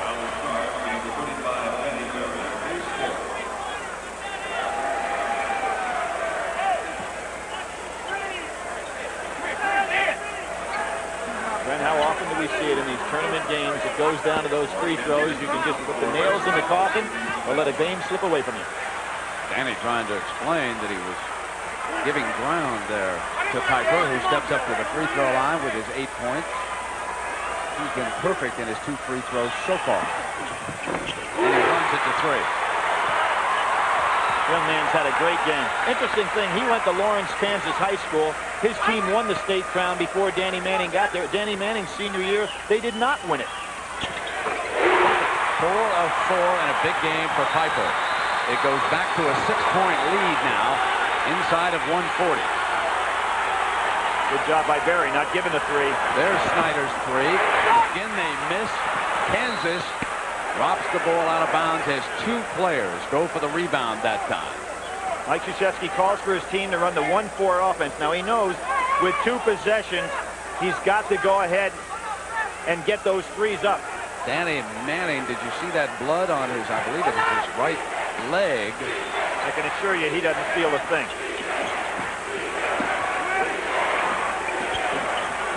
Not giving Bricky anything on the inside. Oh, nice move. Berry, no foul. Manning yanked it away. Berry again tries to draw the foul and could not. As Berry gives it to Newton. Nope. No No basket. And there's a case where Scooter Berry made a mental mistake. When you've got that kind of a break, what you're trying to do now is use clock. With 1:12 to go and a 6-point lead, bring the ball back out unless you have an absolute layup. A good physical play, but not a good mental play. Shooting 1-1 as Snyder confers with Krzyzewski. And still to come here this evening, we'll have the second game. A couple of number 1 seeds will be squaring off. Arizona, which stormed out of the West, will take on the Sooners of Oklahoma, the team which dominated everyone in the Southeast regional of this NCAA tournament. King bangs a free throw at the front end of the 1-and-1, a big moment for Duke. Billy King, a notoriously poor free throw shooter. As Danny Ferry kidded him yesterday, the 3.5-year slump is over. But he missed that one. And Newton puts it into Berry's hands, and Snyder goes over and quickly commits the foul. Well, the son of one of the great free throw shooters in the history of the game has a chance to seal some things here. You want to put Newton on the foul line if you're Duke. He's the poorest free throw shooter, only at 56%. Is that the end for Billy King?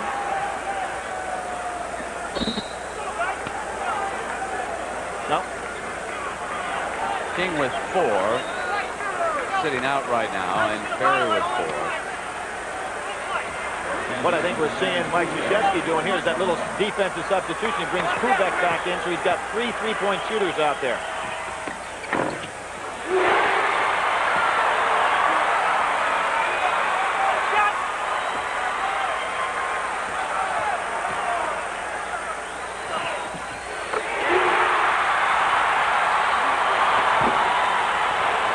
Coming down toward the 1-minute mark. Snyder gets it back. Strickland looking for the 3. Not there. Rebound by Kansas. And now they're closing in on an appointment to play for the championship. Here's Newton. Foul by Snyder as he came underneath him and committed his 3rd.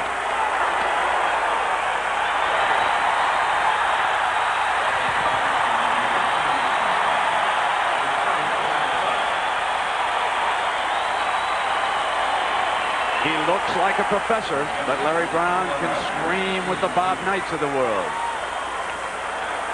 You know, it's incredible, Brent, not only in the college game, but in the NBA and in the ABA as a coach. He never had a team that didn't make it to the playoffs, and here he is 3 times in the 80s in the Final Four with a chance to take 2 teams to the championship game. Here's the man to foul. Well, what a game he's had, huh?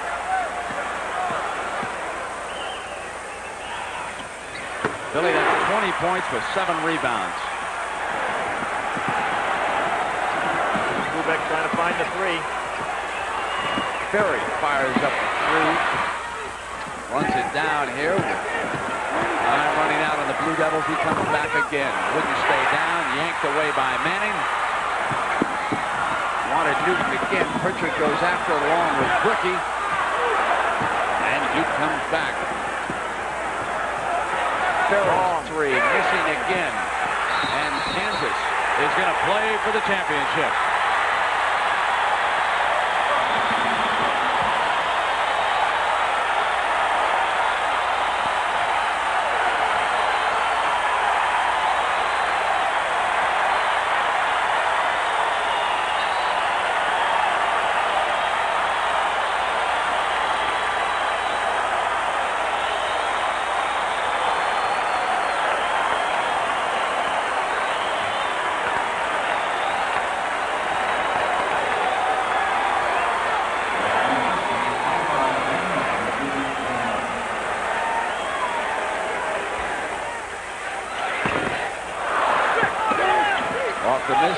Quickly comes down now for the Blue Devils. Snyder into the hands of Bricky, rejected by Manning, who has had a monster of an afternoon. 25 points, 10 rebounds, 7 blocked shots now, and 4 steals. The player of the year has simply done it all here this afternoon. And how proud is this man over on the Kansas bench?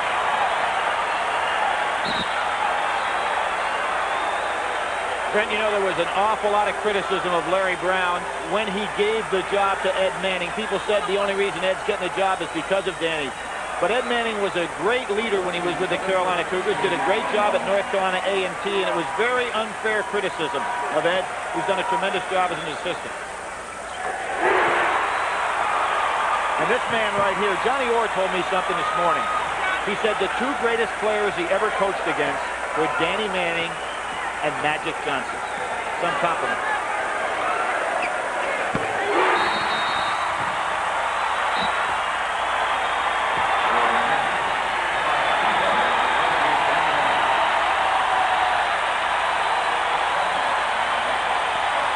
And the big fella leaves to a standing ovation. He has not yet played his last college game.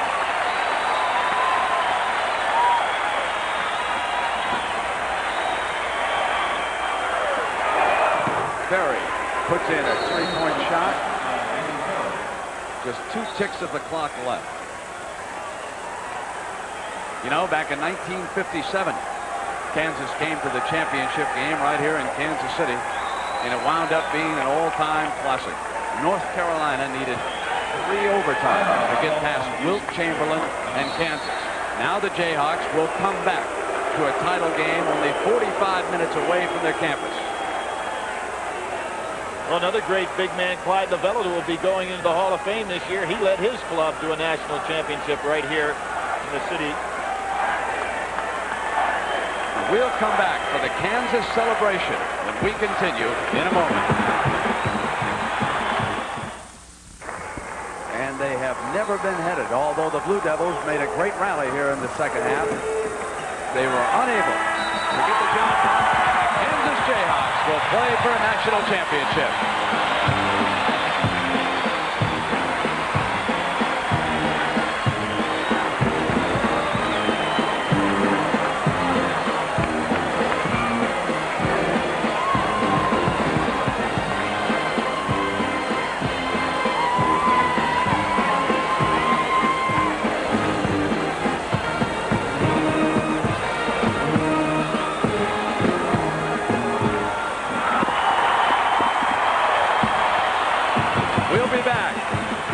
From Danny Manning and Coach Larry Brown when we continue in just a moment.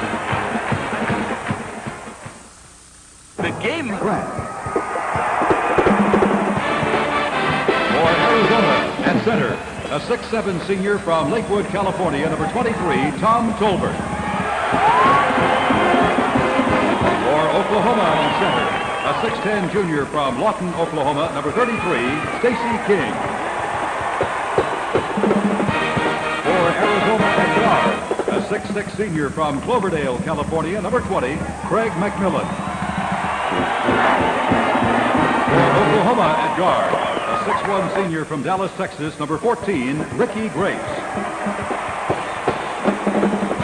For Arizona at guard, a 6'3" senior from Pacific Palisades, California, number 25, Steve Kerr. For Oklahoma at guard, a 6-foot junior from Garland, Texas, number 10, Mookie Blaylock. And introducing the head coaches. For Arizona in his 5th season, Lute Olson. And for Oklahoma in his 8th season, Billy Tubbs. If ever a game deserved to be played in prime time, it's this one. Arizona and Oklahoma coming up.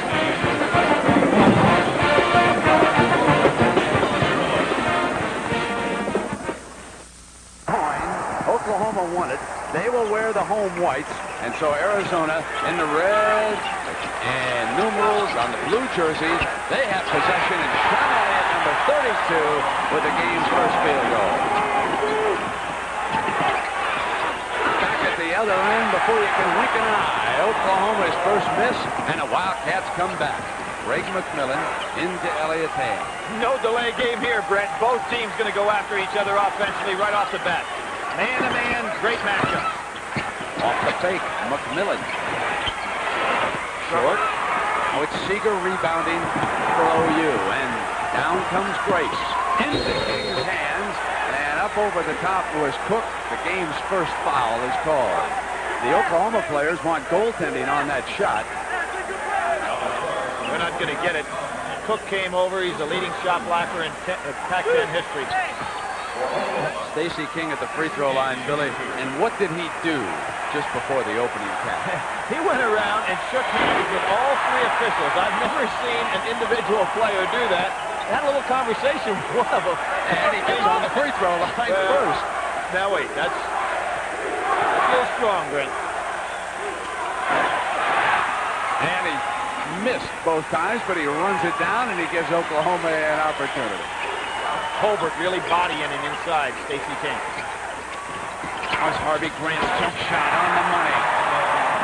Are you sure that wasn't Robert McAdoo? That's what Jerry West said to me before the game. He said, if that's not Robert McAdoo, I don't know who it is. What a look-alike he is. He smiles more than McAdoo, and that's about the only difference. Now Steve Kerr, the point man, into Cook's hands, and they get it back to Kerr, who signals the play. He's the quarterback of this fine Arizona basketball team. Cook an inside man. Grant comes out with him. Now they shift to Tolbert. King is there on his back, and Blaylock helping. Kerr bangs up a miss, and Tolbert with an offensive rebound. Nice thinking by Tolbert. Now Cook through the key, gets the roll. What is Coach Billy Tuck's philosophy in this game, Billy? Well, he's just going to push the ball up and down the floor as much as he can. Injury right here is Sean Elliott. Knee brace has come loose, and he's going to wrap it back. He injured that knee playing high school soccer. And at the time, many of you in the Tucson area know the story. The doctor told him he would never be able to play competitive sports. Not only has he played, but the pro scouts drool over his talent. That's how good he is. Mookie Blaylock misses, and Tolbert gets to the glass for Arizona. Arizona went zone first time in the game so far. They will change up their defenses a lot, so you have to be alert. Here's a big matchup. Can Seeger stay with Elliott? Tolbert over King, short. King rebounds again. Now it's Grace, the amazing Grace, and Mookie Blaylock over there. They come fully equipped with nicknames, this bunch from Norman, Oklahoma. And do they have talent? Look at Tolbert's knee. He's putting it right on Stacey King's upper thigh, and that's how he's pushing him out an extra step. See that knee in there? Here comes He's tough on blocks when he gets it there. Now, if I'm Stacey King, I go right to the referee and I say, hey, tell him to keep that knee out of there. He's pushing. You see how he's pushing him out of the way? Long pass after the turnover, and Elliott jams it. The best way to beat this press is to go over the top of it, and that's what Arizona's got the ability to do with great passes. Lute Elson asking his Gumbies to sit down for a short time. Grace missing. Grant with an offensive rebound. Kerr battling for it. Goes to the floor. Comes up with the ball. Good hands by Cook. Everybody on this Arizona club can catch the ball very, very well. First Final Four appearance for Arizona. Cook. And King met him solidly. His first personal.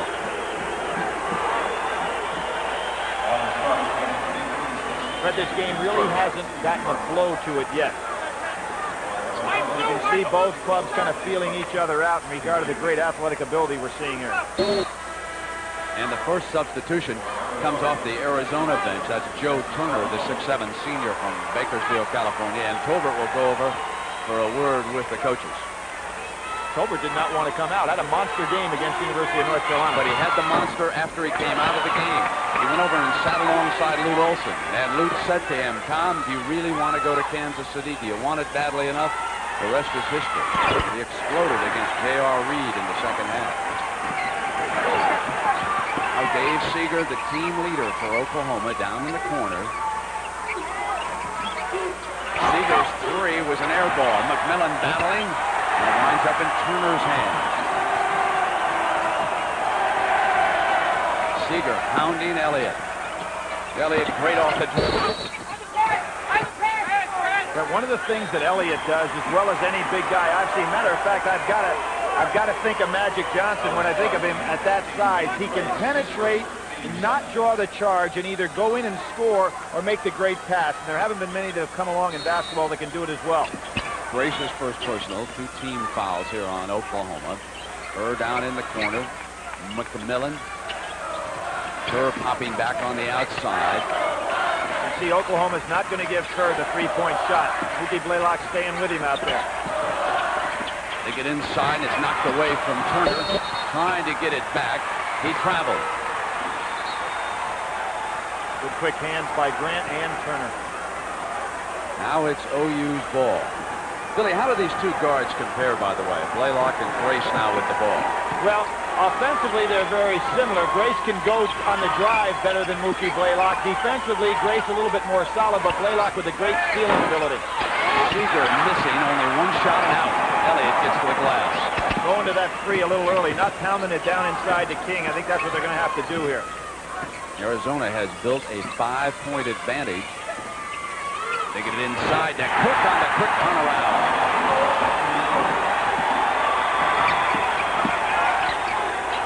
I don't see how the Arizona kids are picking up the defensive signals against a team that pushes it up court so well. King muscling in. So tough there in the paint area when he gets the pass. Well, that's where I think they ought to attack. Go down inside for a while, let King establish something inside. Now OU goes to that pressure defense. You know what they do? Elliott, who's bringing up the ball even more than Kerr. They do not want Mookie Blaylock to take a shot at Kerr. A big change in the strategy by Lute Olson in Arizona here in the early minutes. Very smart because that puts Kerr down in the shooting range. Steps out for the three. Now as Cook got the ball, he traveled, he slipped, and it is turned over. Blaylock is truly hounding Kerr as Colbert returns for Arizona. But I go back to your graphic, Billy. Stamina in this game. Well, you got to figure this game's going to be up in the 90s, maybe even in the hundreds. So, you know, any given possession is not as important as it was in the first game. Now they go back to the 2-3 zone with Colbert in the middle. You know, fans are familiar with Georgetown and John Thompson. He'll wear you out defensively. Billy Tubbs likes to wear you out offensively. He likes to keep coming. Blaylock off the fake. Out there, Kerr went for the rebound. Blaylock, what a great for OU. He is a great offensive rebounder for his side. There's another one. Got it again. Twice down there for Oklahoma. Another JC transfer who's come in. Grant's open there at the baseline. Missed this time. King can't handle it. Ball goes out of bounds, and the two officials down there confer. Paul Hausman out of Salem, Virginia is our referee. Joe Forty and Louis Grillo are the two umpires. Got a timeout in Kansas City. Listen to the heartbeat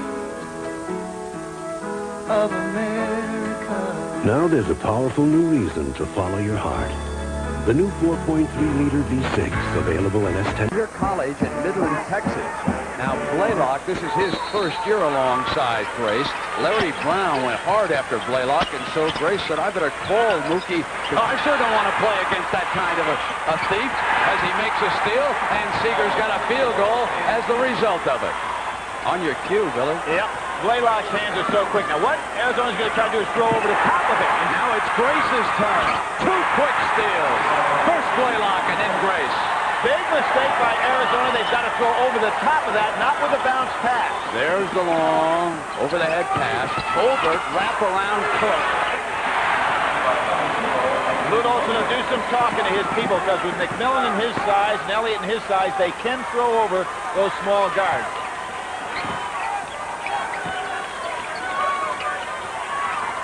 That 2-3 zone. Colbert trying to beat King to the spot. King's wrapped around a little too hard with the left hand. I think you're really smart when you first catch the ball against Oklahoma. Don't dribble. Catch it, see the court, then look to make a play. You put it on the floor and you play into their hands. Nice backdoor cut. And Kerr sealed up inside, and Oklahoma gets the turnover. The defense now starting to turn up the pressure here for the Sooners. Kerr with less turnovers than games played. That's his one for the game, Brent. Back to man-to-man goes Arizona. They change that defense. Great. A little flat, but in it goes. Great shooter from there. His brother, his twin brother, Horace Grant, plays alongside Michael Jordan with the Chicago Bulls. They both started out at Clemson. McMillan misfiring with a three over everything with the air ball. They want King on the inside against the double team. He just kept muscling. Brent, each game that I see King play, he becomes more of a monster inside. Elliott comes back, and we go seesawing as again the lead changes hands here. Elliott laboring a little bit going back down court.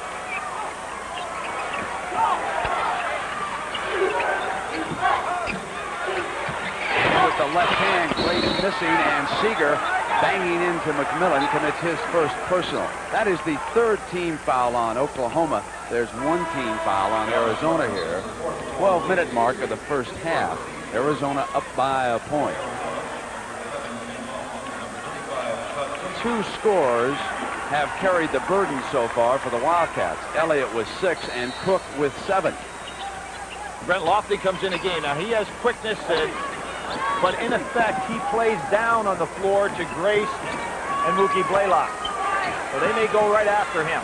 You know, Lute Olson has a little speed over there on the bench in the backcourt. Don't be surprised if we see some of it here soon, the fresh man. Tolbert on a jump pass, and Lofton is in. I didn't realize he was even out on the floor, Billy. You mentioned it. Tolbert putting it down, and he traveled.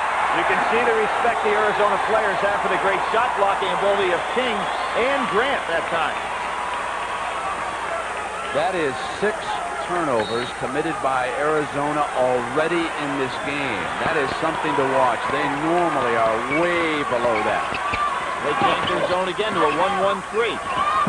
Blaylock with great quickness coming on the inside, and the foul is called. Olson can't be happy about that. He thought the ball was being lost off the dribble. Well, Brent, there was no need for Lofton to reach in on that. He already had Blaylock at a disadvantage. He'd lost his dribble and was falling.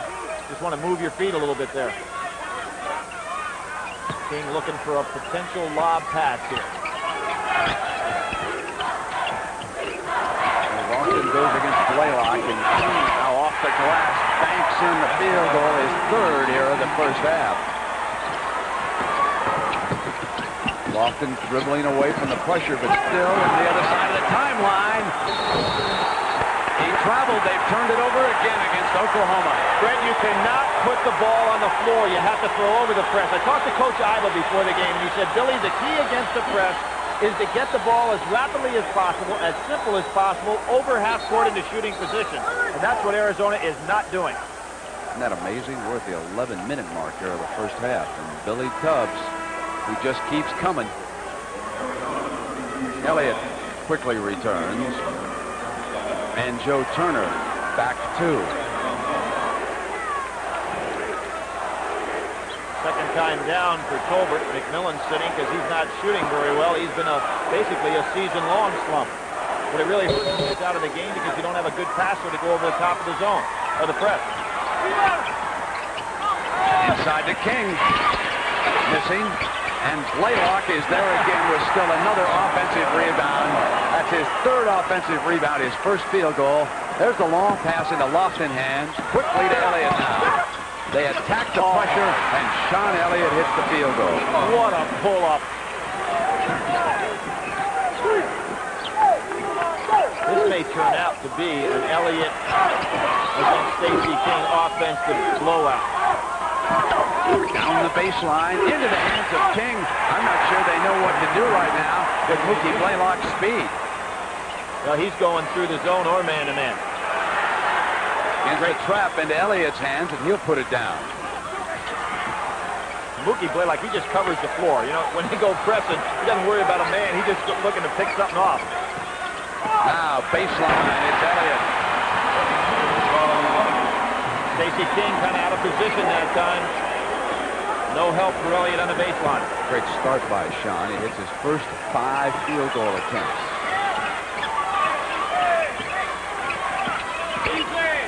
The lob. King came around on the right side. Turner came up with him and fouled him. Well, one of the things, Brent, that Lute Olson's got to start thinking about, they're playing behind Stacey King no matter what the defense is. And when he gets it in that low post position, he's playing bigger than the 6'10" that he is. And he's so soft with those turnaround jump shots. This guy was second team all Big 8. Are you kidding me? I mean, he may not be second team all-rookie NBA. Forget about Big 8, although they've had a great year with a super group of seniors.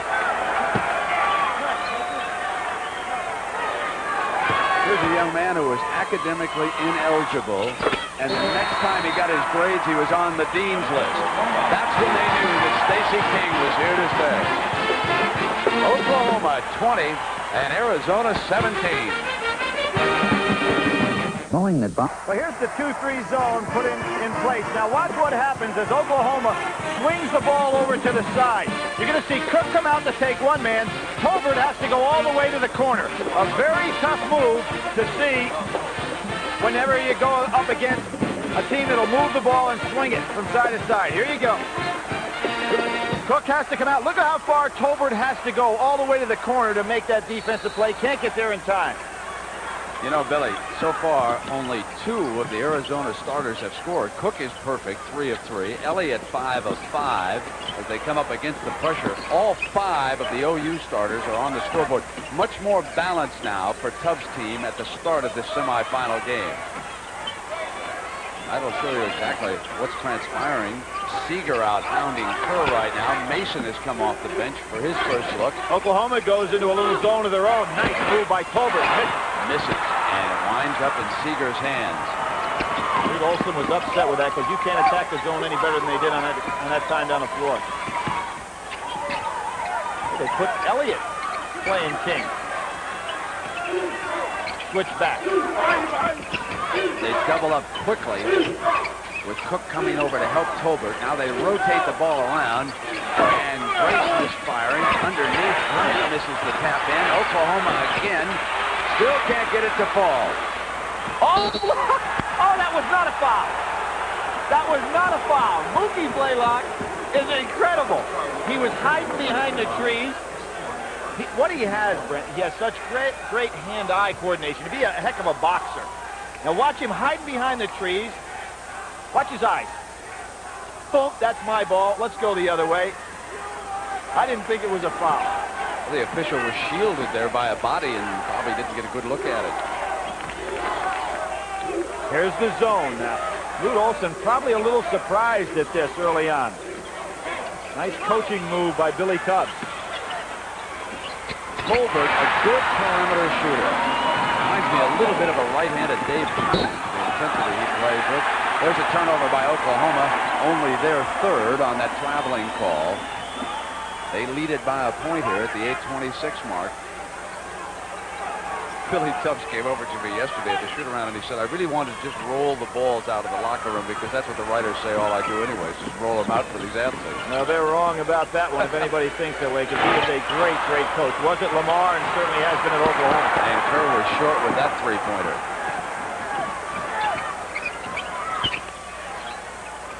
Stacey King keeping that defender on his back. Boy, he provides a great target inside. King short, but runs it down. Out-hustled Arizona that time and scored 2 of his 12 points as a result of it. When Arizona's making a mistake as to where they're putting their people against this press, they've got to put them farther down the court so they can get a better passing angle to go over the press. The closer they stay to each other, the tougher it is to get it over. Blocked by Stacey King. Raced quickly to Blaylock. Blaylock waits now for the attack, and Seeger, he hits it. Three-pointer. That's their first after 5 misses. They go for the steal, but the foul is called. Again, the spacing against the press is very poor on the part of Arizona. So Turner checking back in for Arizona here in the Kemper Arena in Kansas City. This is our 2nd national semifinal. Already Kansas has advanced to the Monday night final. And if you're wondering how Oklahoma and Kansas made out in the Big 8 this year, Oklahoma swept the Jayhawks, beat them both times by 8 points. That's how they eliminated Duke, 66-59. Danny Manning playing a great game. Duke hustled back into it, trailed by 3, but then the Jayhawks pulled away. Quickly, Mason comes to the attack for Arizona. They are down by 6 at the 7:18 mark. It is 25-19 right now, Oklahoma. Elliott wanted it over here, a 3-point line. Missed up over the top. It goes to Oklahoma. Terrence Mullins, a freshman from San Francisco, on the floor. He wears number 24. You can pick him out there on the far side. He has a red knee brace there. There he is handling the ball now. Mullins inside to King. Shows up on a blocks. And it's offensive foul. That'll stop him. 2 against King.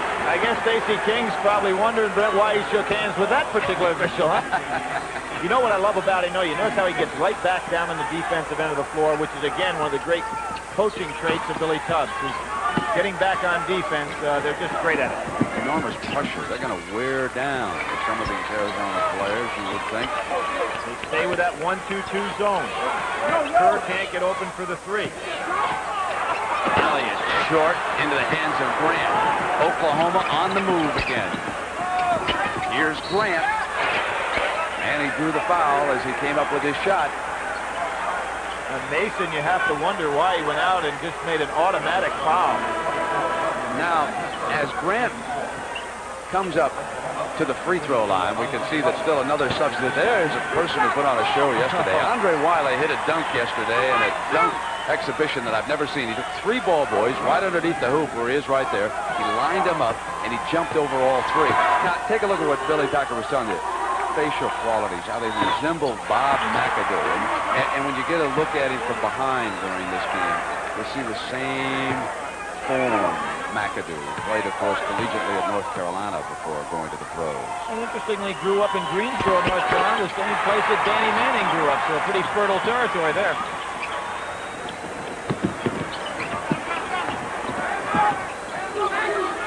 King out, Brent. Maybe Arizona try to go inside a little more. They don't have to worry about his shot blocking ability, although Wiley can get up. Kerr's 3. Perhaps hurried because of that intense defensive pressure Oklahoma has exerted here. The general. And Mookie Blaylock into Wiley's hand. That is his 5th offensive rebound. They trap Kerr in the corner. And he traveled. Lute Olson uses a timeout. He's fallen behind this surge by the Sooners by 10 points.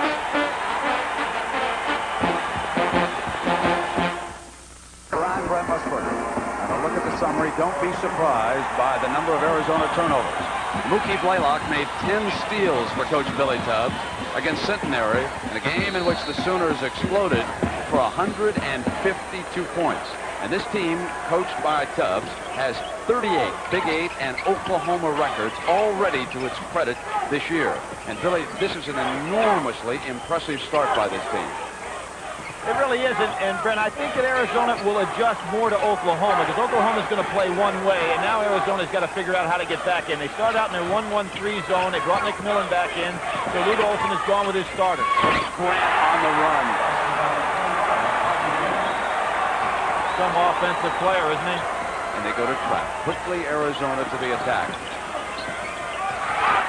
Grant got a hand on it. Defender. Hobart was open momentarily. Mookie Blaylock again. He's just looking around, looking for a place to steal the ball. Kind of hides behind everybody. They whip it to Kerr for the 3. Elliott alone in there, and the defense stops him.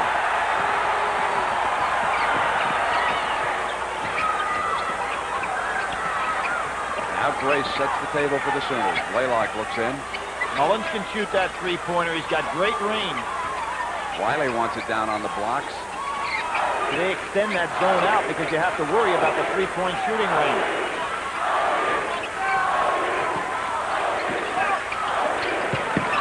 Grant tried to save it. They've turned it over to Arizona. This is a 13-2 run by the Sooners here in the first half, and it has put them ahead 31-19. Change their press a little bit. Quickly, they get the ball into Elliott's hands. But you see what it does? That press takes you completely out of your half-court offense. Elliott's tray. up on top, and it goes over to Oklahoma. Now what's happening right now is that Oklahoma's press has taken Arizona completely out of their half-court offense. Once they beat the press, if they don't have a layup, they've got to pull it back off and start running their half-court. And Arizona has missed its last 8 field goals during that time frame. Into Wiley, who came up. Cook has the ball now for the Wildcats. Big possession right here for Arizona. Get some semblance of an offense going. Same thing happened to Duke in the first game. They got hung up in the other team's game. And Billy Tubbs has stayed with his zone because it's been very effective. Billy, I'll tell you, against this defense, this speed, it's survival out there sometimes. You just got to get it as quickly as you can and fire. And there it is. Kerr finally hitting their first 3. They're 1 of 8. And that's the firepower they're going to need to get back in this. 1 of 8 from a team that's the best three-point shooting percentage team in the nation. Blaylock trying to get it inside to the Grant. And foul is called against Kober. Get an opportunity to remind everybody when we can that the women have their national championship game coming your way tomorrow at 4 Eastern time. Tim Brandt will be there. Louisiana Tech against Auburn.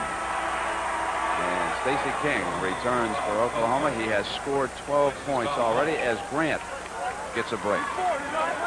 Well, this really helps Billy Tubbs to be able to go ahead and switch those two because Arizona hasn't been able to get anything inside. He can both rest them and keep them out of foul trouble.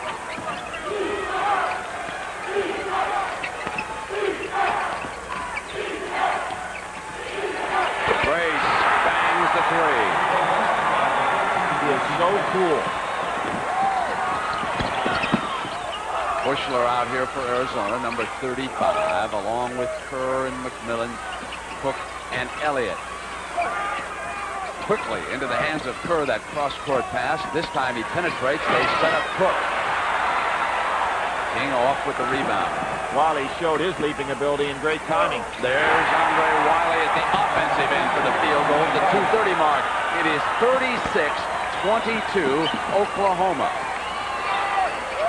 McMillan's 3. He bangs one in. Now they run a couple in a row. 2 of 9. And just when you think you've accomplished something, Oklahoma puts the ball right back down your throat. Mullen. There's another 3 for the Sooners. They said he's got some range.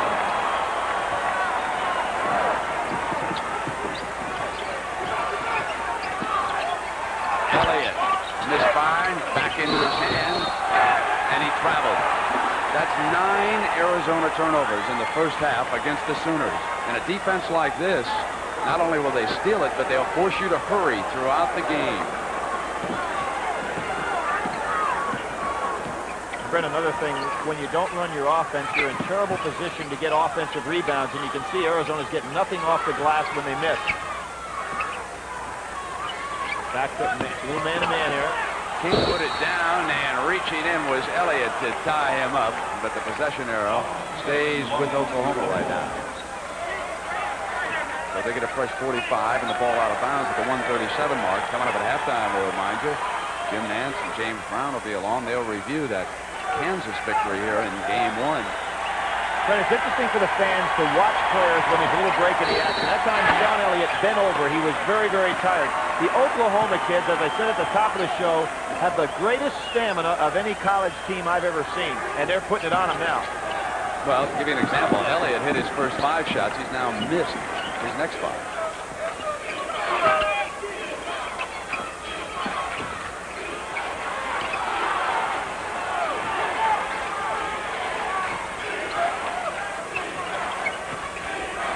Elliott. Cook with an offensive rebound, and the ball is knocked away as he comes up. Bill Russell was watching the college kids work out the other day, and he saw that kind of a block, and he said, you know, when I was playing, the guy'd only do that one time. The second time, he gets an elbow coming across. But a lot of kids are getting good at that in the college game.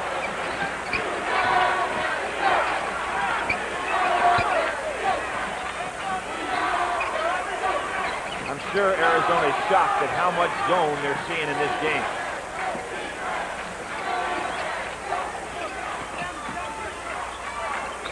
McMillan, cross to Elliott. Kerr's three.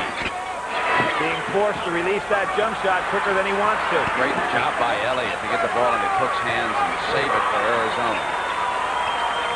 Now what Steve Kerr wanted to know is he want just one shot. He looked back at Lute Olson. Smart thing to do right here. Down 14. You don't want to go any further down.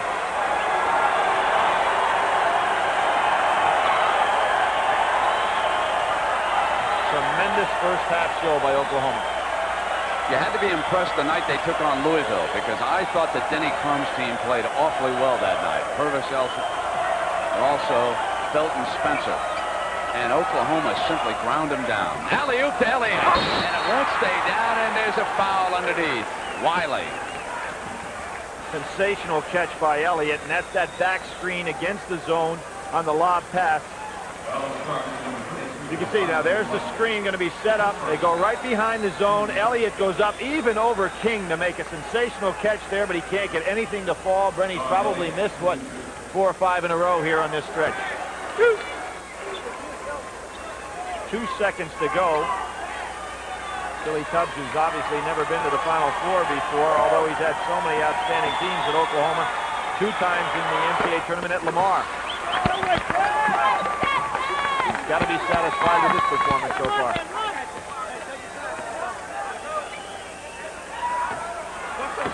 What did he say yesterday? He doesn't. The other team can't trick him because my guys don't pay attention anyway.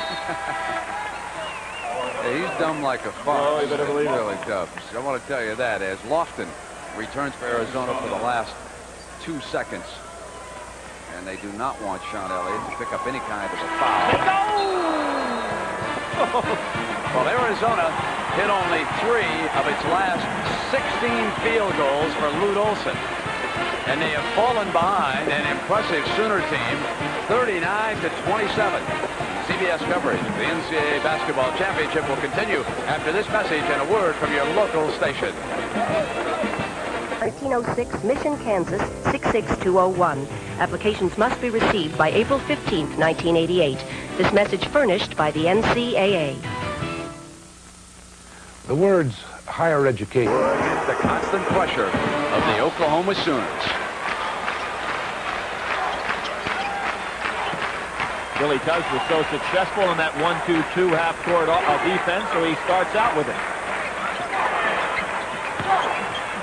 Cook up over the top with a miss, and Elliott with an offensive rebound. Puts in the field goal. That's 14 for Sean Elliott. Breaks a string of 6 in a row that he missed, and I think he missed because he was a tired warrior at the end of that first half. Indicating off the glass. He is so confident. When he catches the ball, he just turns around, and he knows he's going to get something done. Great pass inside from Elliott, and Cook didn't put it down. They can't miss those opportunities. Not against this bunch. You see, Tolbert just can't get in front of King. King moves so well with his feet to get position. Keeps that hand high above his head. Grant at the free throw line missing, and Kerr coming away with the rebound for Arizona. Defensive transition prevents the layup on the break. Off Seeger's leg. Again, that great conditioning and quickness from Oklahoma. Their transition from offense to defense is the best in the country.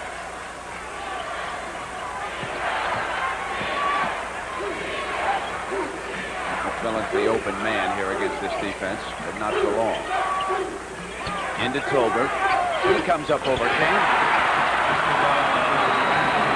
That's 2 field goals for Tolbert in this game. Trailing by 10. The pace of that half-court offense is more to the liking of Arizona.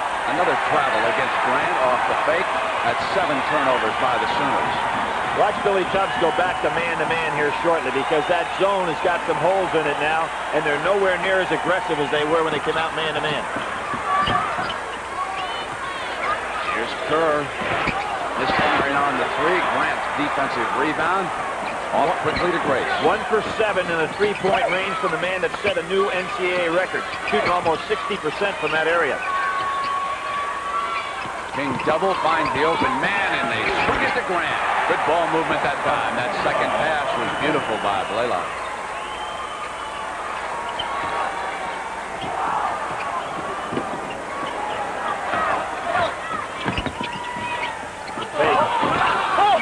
Tolbert hustles back into position, and he has put 2 field goals on the scoreboard here in the second half. Oklahoma hasn't turned it up yet, though, Brent. You notice how this game is kind of much slower pace. Just expect them to slow it any minute. King on the turnaround. That's 16 points for Stacey King. Mark Klansky of Villanova said he felt like they were just waiting to erupt at any moment when they played against Grace reaching back in commits his second personal foul as Cook had it. Several times for Coach Wilson, Arizona has missed layup opportunities here. Well, they may be thinking the shot blocking ability of King inside, and Grant's good coming over from the weak side. Give you some trouble on those easy layups. Will Cook shooting a pair of free throws now for the Wildcats. And earlier this afternoon, Kansas, Danny Mann eliminated Duke. Grace with 7 assists, leading Oklahoma right now, and Blaylock has chipped in with 5. Straight man-to-man, and again, King's got him on his hip. Just puts you away when he gets to that baseline. They go to trap, knock it out of bounds, Arizona's ball. Brenny, again, the thing that's hurting Arizona, and I'm kind of surprised that it is because they've been so good passing the ball against the trap, is that they're starting this from so close to the end line. This is why all coaches look for speed.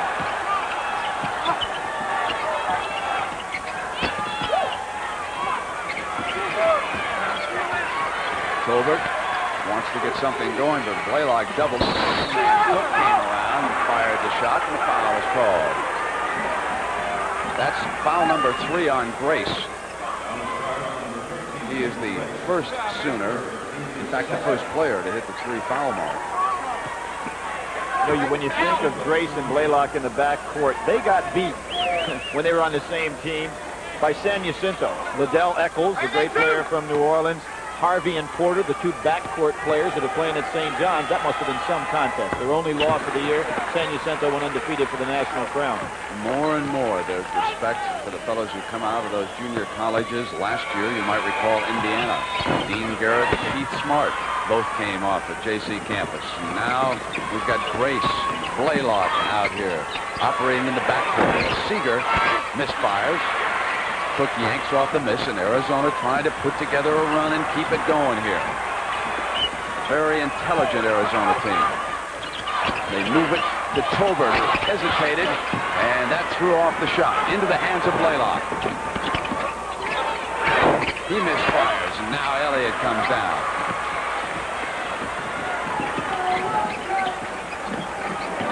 Asking Elliott to do a lot. Rebound on one end of the court and still be the offensive threat. McMillan into Elliott's hands, and again they missed it. Tolbert and Cook were there. Now maybe the Gumbies will climb into it, and that's what this Wildcat team needs to ignite them. It's 47-38 right now. Oklahoma. Not this time. Elliott was still another rebound, and Blaylock went after it. But it wound up in Kerr's hands. Tolbert. Short.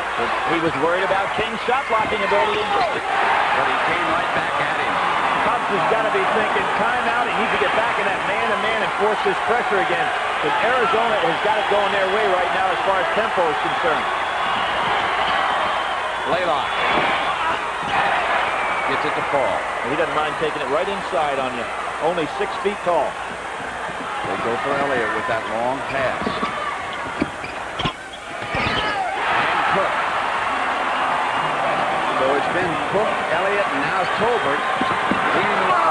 Seeger works the baseline and drew the blocking foul. Brent, there was an example of what Billy Tubbs talked to us about the other day about Seeger. He is not the fastest man on the squad, but he eventually over 40 minutes becomes the fastest because he'll beat you down court, and there was his stamina which showed up on that play. And for Coach Tubbs, Andre Wiley, 32, checks in. Elliott and Tolbert will both take a breather here for Arizona. And McMillan also joins them. So 3 of the regulars go out now, and we'll set their lineup for you. Lofton is there. Kerr stays. Bushler is back on the floor. and Turner wearing the goggles, number 33. Back in the game. Seager misses the free throw, and Cook stays out there. Seager, who set an Oklahoma record with making 8 threes in one game. Very valuable player. Sat out 1 year at Oklahoma. So we've got a TV timeout here in Kansas City. 14:50 to go. 50-42, Oklahoma. Led San Francisco to 2 titles, 55 and 56. This is Bushler, number 35. Great volleyball player. Coach down in Tucson area is so familiar with him. For 2 years, he may wind up on the United States Olympic volleyball team. Good fake that time. Rises in the air and hits the jump shot. Bushler, known for his defense, showed a little bit there going inside the zone. That zone developing some holes in it now. Oklahoma needs to regain that momentum that they had in the first half. Arizona has edged back to the net. 6, and Lofton goes up for the steal. Bushler to Turner. Here come the Wildcats.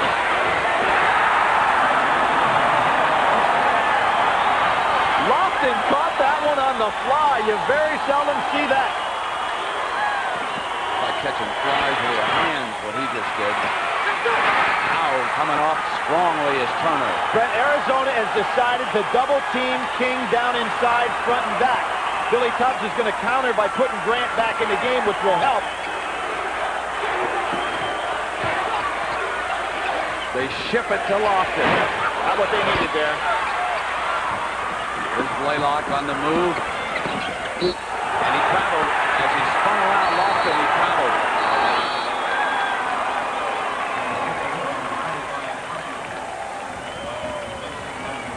So Grant, 25, returns, and so does Tolbert for Arizona. You got to figure McMillan will be coming back in the ball game here shortly, as well as Elliott. It is down to 4 as Arizona has put together an 11-3 run over the last 3 minutes. Lofton and Blaylock showing great ability to time the jump. Grant. Contributing. Steve Kerr gets in with the 4 threes. Yanks one away, and Arizona can pull back to within 2. Short. And it lodges up. It'll be a jump ball. That's the ruling. And the possession arrow sends it over. So it goes over to Oklahoma on the possession arrow. Steve Kerr shaking his head, walking back down court. He beat Blaylock on the 1-on-1. Well, Sean Elliott's mother from Tucson, and she has encouraged her son to stay on and complete his work toward his degree. A lot of folks have speculated about him coming out next year, but Sean is almost certain that he'll be back as a senior. Elliott and Tolbert both collapsed on King, and now on Sean Elliott is his first personal foul. Second team foul on Arizona in this half. 2 team fouls against Oklahoma. The Sooners' biggest lead in that first half was 14 points for Coach Tubbs, who came to Oklahoma from Lamar. He's put together 7 straight seasons of 20-plus wins with the Sooners. And Brent, you saw what happened with Grant coming into the ball game. It prevented Elliott from moving over to double team on King until he got there a little late. Nice job by Bushler. We'll sit down with Cook returning and King at that free throw line. Oklahoma only up by 4. I'm really surprised that Billy Tubbs has not turned it up defensively by going back to that man-to-man, which really set the tempo in the first half. And he stayed with his zone a long time.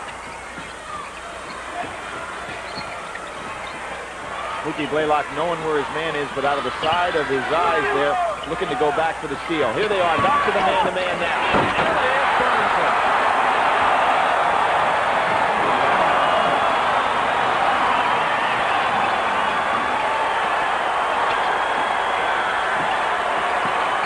Cook trying to front King. They've got that double low post going now.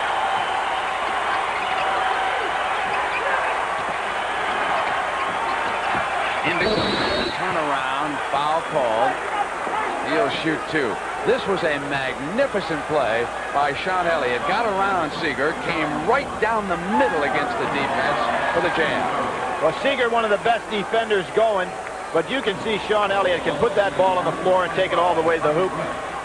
Even with King, and his mom shakes her head a little bit. She loved that one. Well, there's a brand new scoreboard here in the Kemper Arena, and it has a huge video screen on all four sides, and she was looking up there appreciating that replay by Bob Dekas and Bob Fishman, our boys who are sending out the video on this national semifinal here from Kansas City.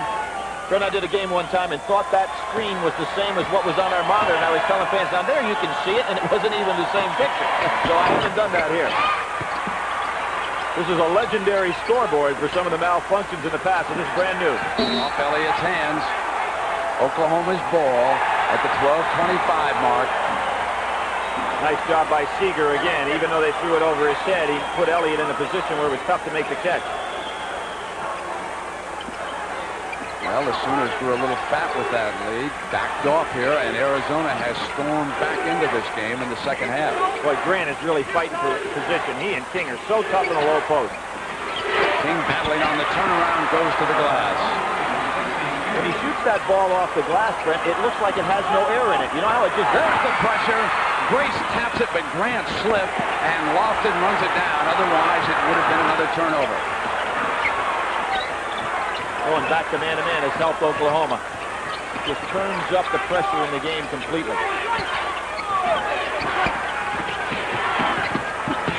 Into Tolbert. King stays with him, and the foul is called. That's 3 on King. You see Grant fighting for position inside. Tolbert trying to use that upper thigh as he did early in the game. Grant just fighting for position, doesn't get the ball, but just good offensive movement. And not bad defense either.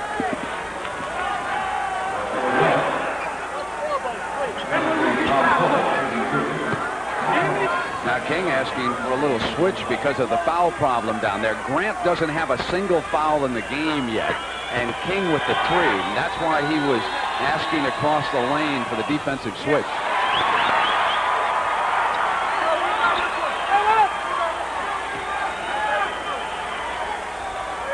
Tolbert goes that line a lot and a very good free throw shooter, 82%.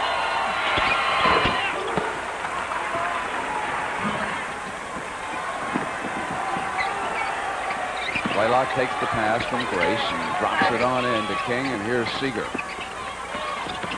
Rotate to Grace on the running one-hander, and there was a foul underneath. Pushing foul up underneath after the shot goes against Arizona. That's McMillan, and that's his second. Lute Olson, boy, that was a possession that he really wanted to have because it was a strong rebound by Tolbert.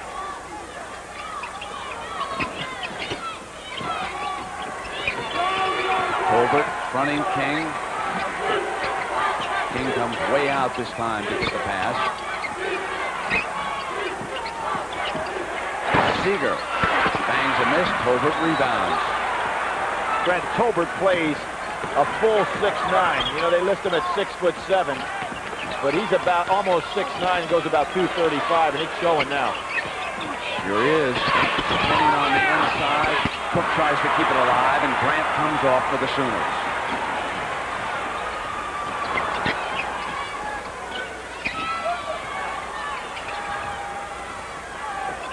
Grace to the top, over to Seeger, and this is Blaylock.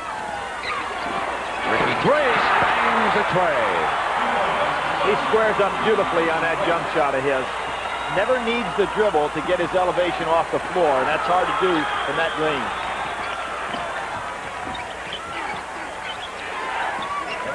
And McMillan coming back with a 3, and Grant rebounds the miss.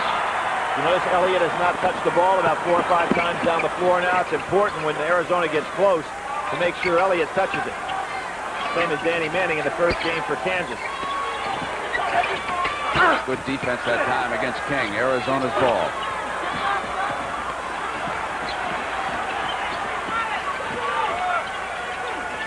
Lute Olson's going to have to make a decision with McMillan, who has not been able to get untracked offensively. They have to get somebody in there that can score. Oklahoma's giving him the jump shot. Seeger was fronting Elliott, so Kerr fires a 3-pointer. And now they are 2 of 14 from the 3-point line. We've got a TV timeout here in Kansas City. 3:45 left. The Sooners lead it 58-49.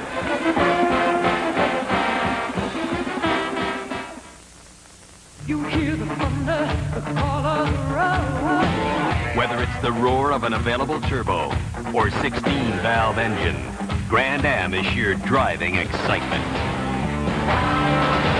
Get on your Pontiac and ride, Pontiac ride.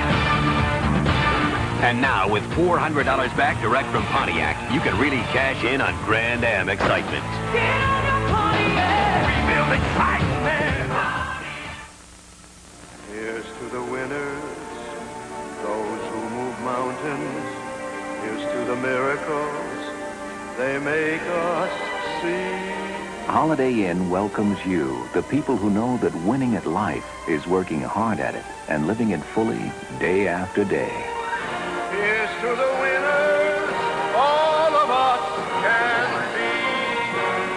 Holiday Inn salutes you. Here's to the winners. We're on your way. In Alamance County, North Carolina, Honda lawnmowers are assembled from the wheels up. Beginning with the Honda overhead valve engine, each precision part is fitted and assembled to exacting tolerances. Then, the final critical step that determines whether a machine will meet the Honda standard. The Clara Johnson test. If Clara pulls and it starts, it's a Honda. Ship it. Take my test during the Clara Johnson Challenge at your Honda Power. As far as the Tubbs family is concerned with Oklahoma basketball, there's the daughter of the coach, Taylor Tubbs, and a few years ago during the Wayman Tisdale era, Tommy Tubbs was on the team. Tommy came over to me yesterday, slipped up behind me, Billy, and he said, I want you to tell everybody that I'm the best athlete in the family. Daddy's a pretty good jogger, by the way. He puts in a few miles a year. How big is this game down in Norman? No football practice this weekend. Barry Switzer, who's a huge college basketball fan, has come up here. The Arizona football coach, Dick Tomey, is also here. And Arizona will play Oklahoma September 17th. Nice to see you here, Barry Switzer. As a matter of fact, the baseball series, Billy, Oklahoma and Texas, they called that off this week, too. They got to watch the Sooners in action. Well, I'll tell you, if Oklahoma were to win this game, it'd be the first time in the history of collegiate sports that a football team and basketball team from the same school had a chance to play for the national championship. Yeah, and Tubbs said yesterday, and it'll be Barry's fault if we don't get it done. They have very good comradeship. He said Switzer comes to many of his practices. Barry's firing it up, and underneath, King was positioning, and that is now 4 personal fouls on Stacey King, and that could spell a substitution. You bet. Andre Wiley is up, and he will quickly hustle into the game. Could be a huge play here because King has been the offensive force for that low post play. It puts a lot of pressure on Grant. So he's got to be careful of Blaylock coming around from behind. Blaylock hasn't been able to get the steal yet. Book, Elliott, Kerr, Lofton, and Tolbert on the floor for Coach Olsen.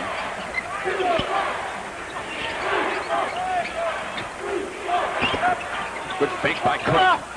And Tolbert with an offensive rebound, muscles up to the glass. Misses again, and a foul on the Sooners. That's number 2 on Wiley. And that is 5 team fouls against Oklahoma and only 4 on Arizona as we look ahead to a possible foul shooting situation. 1-and-1, so critical in any close game. Right now it's 58-49. We have 8:45 to go. Elliott off the dribble, explodes for the field goal. He's got the great pump fake off the shot, and he has that bounce step of his where he can just elevate himself for the jumper. Very difficult to stop. The Sooners open up that lead, but they could not put Arizona away. Wiley quickly with the shot, and it was short. Gets it back, and he traveled. It goes over to Arizona. Big difference between Wiley, although he has great leaping ability, and the outstanding play that we saw earlier in the ball game by Stacey King. They're just not the same down in that low post.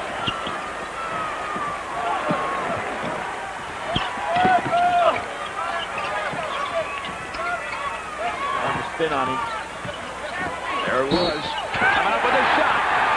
Bang the drum again for Sean Elliott, and foul number 3 on Seeger. But we're talking about a young man that's 6'9", who's got these great offensive moves as if he's 6'5". He was only 5'11" in junior high, and he told me he's grown like 2-3 inches a year, and so he's developed his skills as a guard right along with his growth. That's why he's so good with that ball. He attended one of Michael Jordan's camps back in North Carolina. And Michael Jordan has nothing but praise for the young man who has now pulled Arizona back to within 4. 58-54. Time remaining. Grant trying to get position. Wiley going down after it aggressively, and it was off Elliott's hands. He wanted another foul call in that situation. And I think he was right, because he had good position, and the reason that ball went out of his hands, he was banged from behind. Wiley takes up a lot of space in there, a good leaper. Wiley's 2 of 5 off the Oklahoma bench in this game. King with the foul problem out. He shot 9 of 16. Oklahoma has not been able to score since King went out with his foul difficulty. There you see the 1-3-1 zone that time by Arizona. And Lofton probably runs the baseline as far as his quickness as well as anybody around. Of course, sometimes he gets stuck down in there with rebounding, but he really can't get to the corners. You notice there's the 1-3-1 setup even on the out-of-bounds play. This should allow somebody at the top of the key to get off the three-point shot. I'd look for Seeger.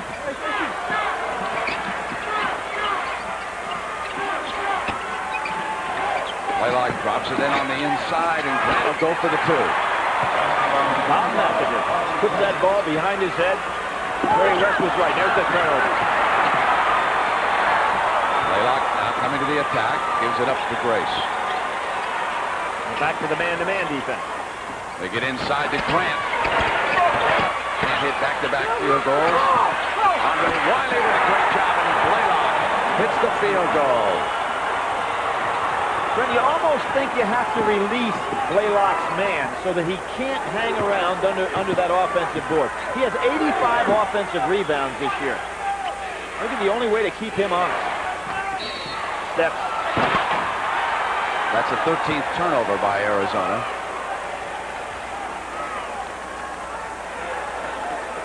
And every time Arizona makes a run and gets it down into working margin territory, Oklahoma comes back with a good play inside.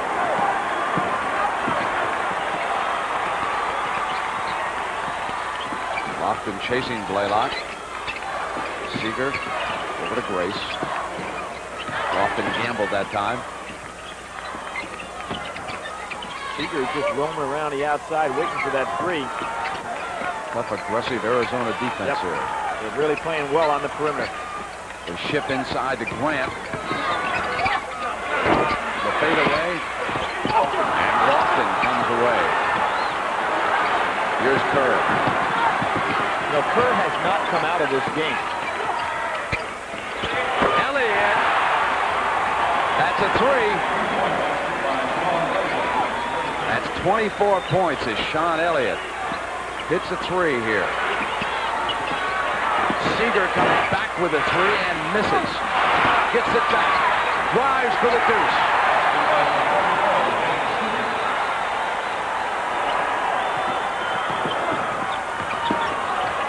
Elliott. Missing. Grant's rebound. Billy Tubbs got it down to 5:41. King's been on the bench with 4 fouls. It's about time to bring him back in, which really makes things tough for Arizona at this point. 7-point lead. Oklahoma has shown a nice ability to change the pace a little bit themselves in this game. Blocked, and it winds up in Oklahoma's hands, and Wiley couldn't put it away, and now he's fouled by Kerr. So here in Kansas City, along with Billy Packer, Jim Nance, and James Brown, I'm Brent Musburger. We hope you've enjoyed our national semifinal this afternoon. Kansas beating Duke in the first game. Great second half rally by Mike Krzyzewski's team, but they fall short, 66-59. And now on Monday night, the Jayhawks will play the winner of this game. If it's Oklahoma, it would be an all Big 8 final. That conference has had a marvelous year. And of course, if it's Arizona, then the Pac-10 stands very tall and sends someone to the final for the first time since UCLA got there. Under Larry Brown. Well, the Bruins are looking for a coach. Jim Valvano says that he has backed out. He told our Jim Nance in a telephone call earlier today, don't be surprised if some Larry Brown talk starts before this weekend is over, even though he had one term out there. He's very popular with some folks in the Los Angeles area. Wolf been missing, and Seager wraps up the rebound, and now Grace comes to the attack. And Lofton got a hand on it, but Grant gets it back for the Sooners. All the bounces going Oklahoma's way lately. That's because of their quickness, and again, that stamina factor. They don't even look tired out here at this point. Foul down on the inside is number 4 on Tolbert. You know, Brett, it's interesting, too, to talk about Billy Tubbs' program in off-season conditioning, the weightlifting, the constant running.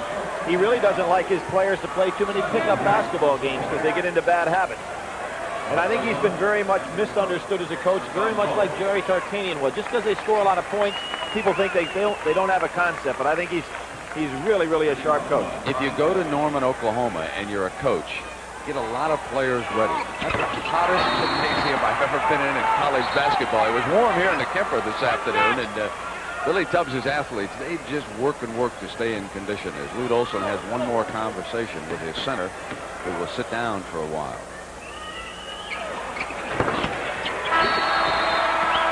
So a television break here. 4:54 mark. Sooners lead it, 68-57.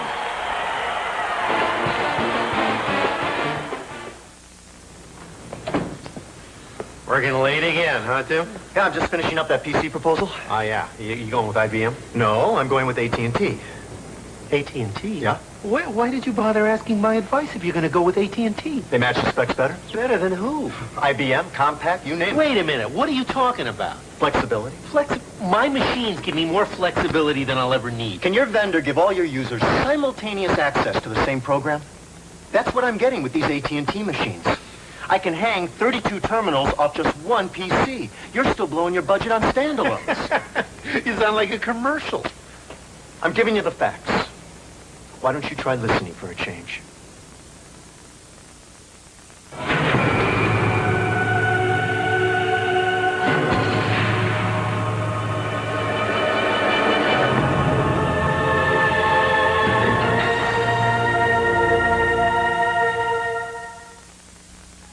Volkswagen engineers believe our 16-valve engines should not only provide an abundance of power, but be accompanied by the technology to control it.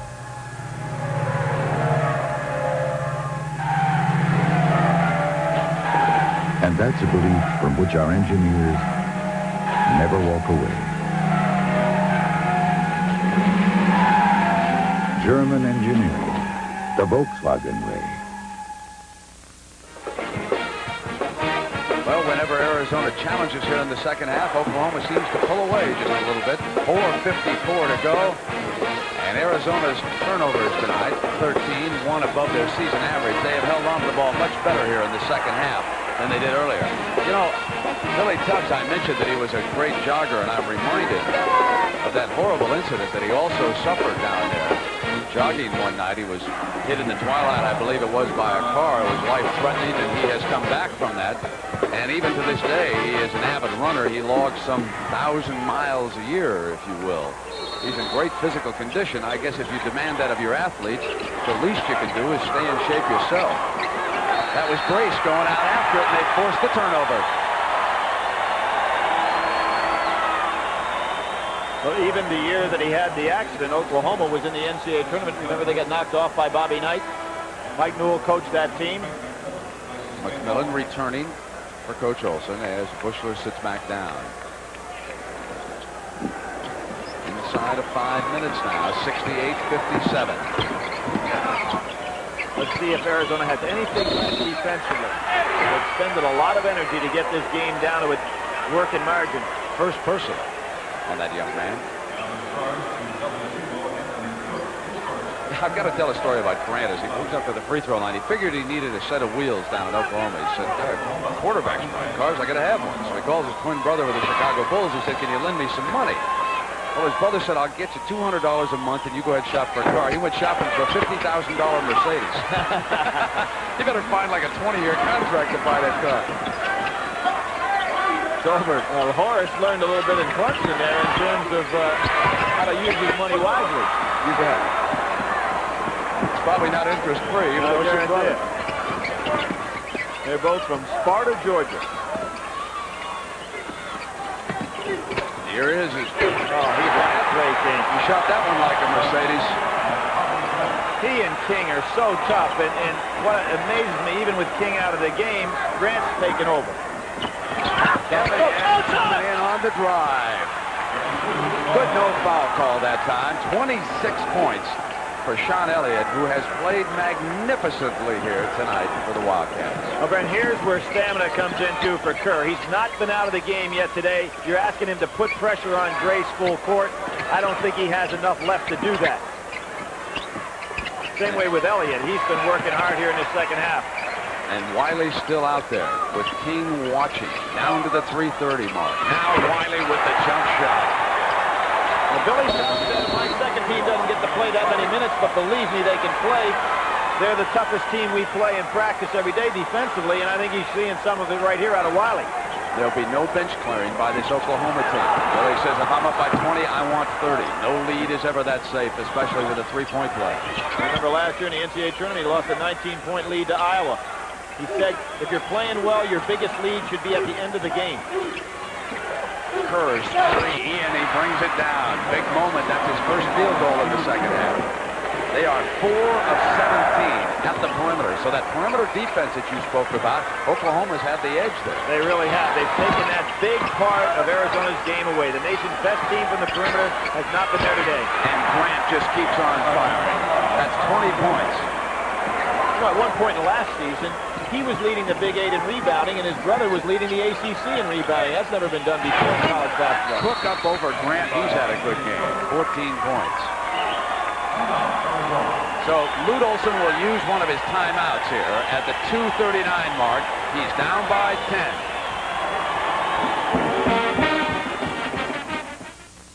How to shave an angel. For heaven's sake, use the Gillette Good News Plus disposable. It's got the Lubra-Smooth strip, so the comfortable shave for an angel is this little devil. Good News Plus from Gillette.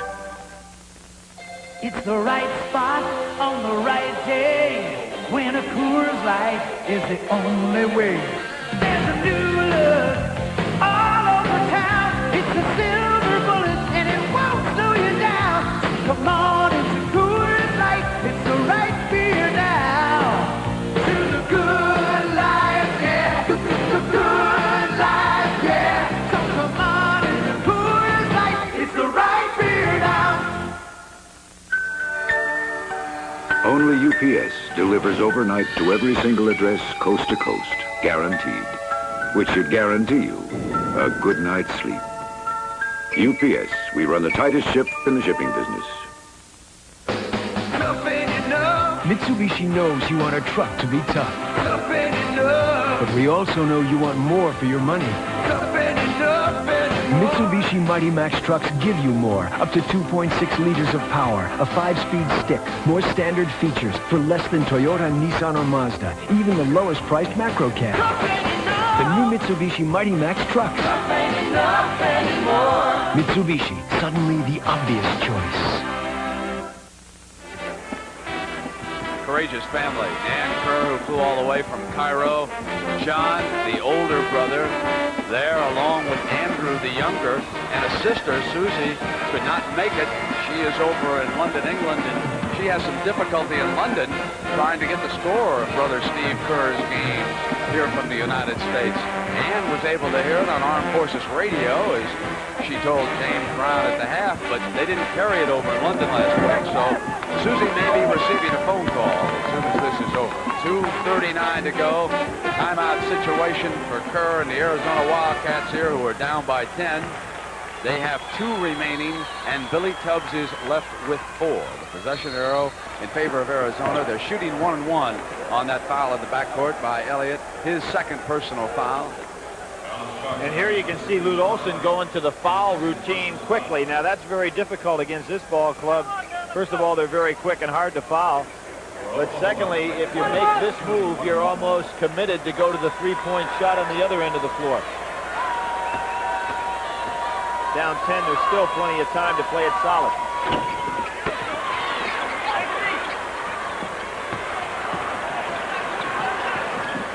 Drop back. Let Kerr bring it up this time. Oklahoma goes back to that 2-3 zone. Offensive foul is called against Elliott, number 3. Lute Olson has to be careful on that one. He didn't like the call, but you can't get a technical here.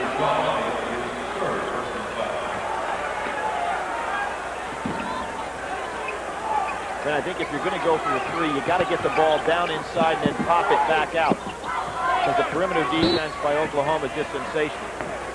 Kerr will put Blaylock up on the line.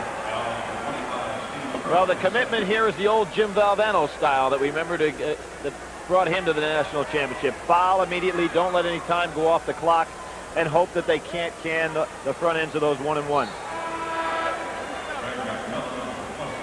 McMillan replacing Lofton, who will sit down.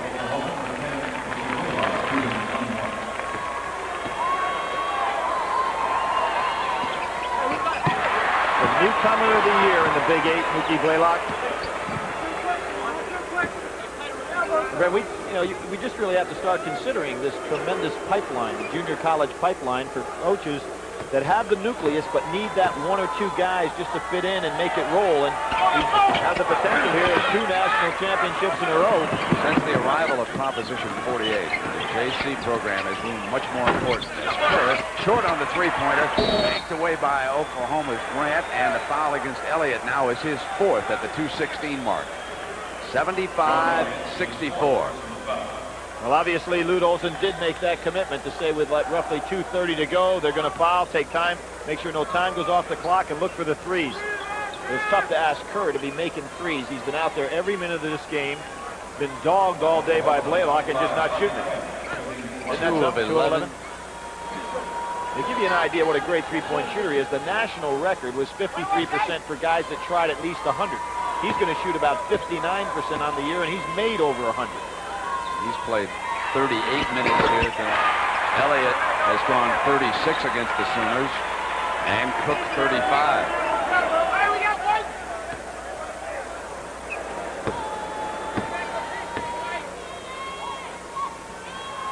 No one there in the middle of that bench seems to want to watch a free throw attempt over there. 76-64 at the 2:10 mark. That's the right thing to do. Take it inside, bring it back out for the 3. And McMillan can. Very good strategy. His first field goal of the second half. 76-67 with the three-point rule. This was not yet over. There are. So against the Arizona pressure, Grace gets it over to Grant. They get it back in the point guard's hands, and McMillan will put him up on the free throw line. But only about, 8 seconds went off on that possession, so Arizona is just going to take the chance that their threes are going to beat the 1-and-1 shooting of Oklahoma. Arizona has been ranked 1, 2, or 3 since back in December. They were favored coming into this game. Already one favorite has been knocked off here in the Kemper Arena. Duke losing to Kansas. You know what's interesting, Brent? In this Final Four, only one team was preseason AP top 10. Kansas. How about that? Oklahoma, Arizona, and Duke were not in the top 10 preseason. It's amazing how teams develop. And our buddy Mike Francesca, you know who he picked to win the national championship back in October? He picked the Kansas Jayhawks. And wrote him off in January. He's one of our, in fact, he is our chief researcher for college basketball. And he's feeling pretty good right now. Took off a fake now, and Grant comes into him and gets the roll. Now you want to get the ball away from the defense so you don't get fouled here, which was smart by Oklahoma. Blaylock into one. And he drew the foul, and he'll come up to the free throw line. Both teams showing how well coached they are fundamentally. Since Oklahoma sees that they're going to be fouled, they kept the ball moving like a hot potato. Before the defender could get to you, you make the pass. So Wiley gets the nice shot inside. Man can coach. What did his wife say, Billy? I think you like me better than basketball. He said, that's probably true, but not better than track.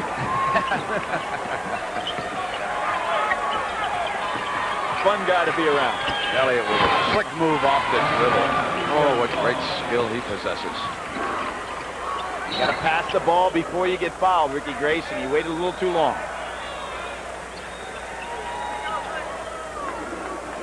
So we head toward Monday night, and it appears more and more like the Big Eight will be dominating the proceedings at 9 Eastern Time.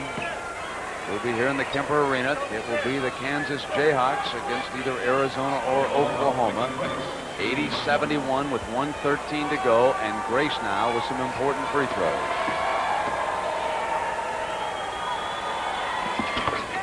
When we talk about the great junior college connection, Ricky Grace broke a player's assist record at Midland, Spud Webb. Not doing a bad job. Did a great job for Jimmy Valvano at NC State and has had a sensational career with the exception of the injuries now that he's gone to the pros. Grace hits them both.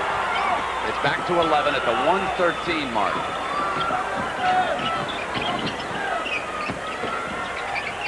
Tolbert wants Kerr, and they go to McMillan.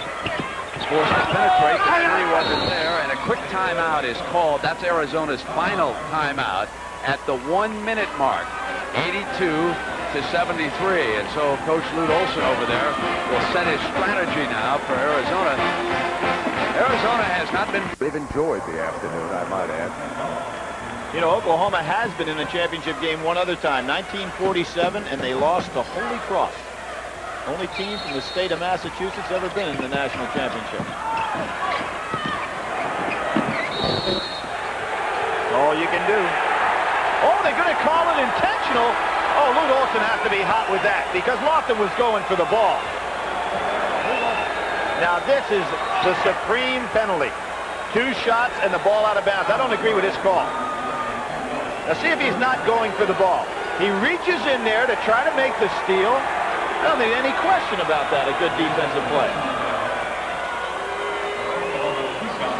So Grace will shoot as Olson reacts to the sideline, and then they get the ball back. So this could be the crusher. Athletic Director Sid Dempsey of Arizona.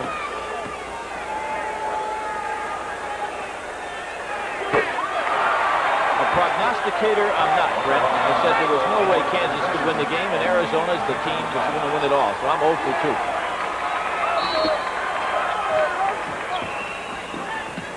Into Seeger's hands. That could be unintentional, grabbing a man from behind.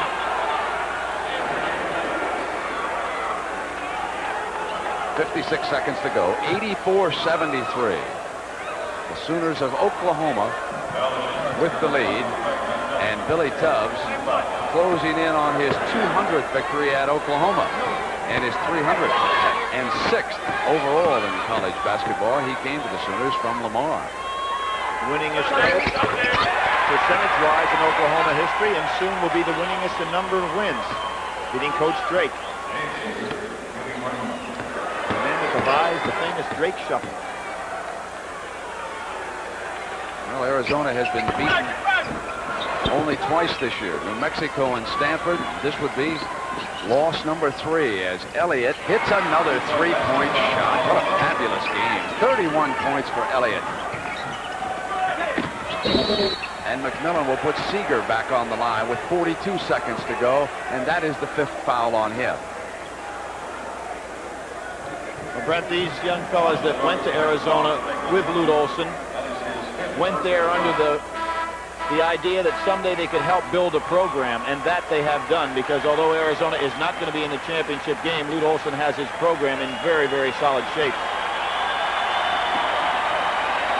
And he has helped to bring back a big rebirth in West Coast Pac-10 basketball in regard to the great season they've had this year.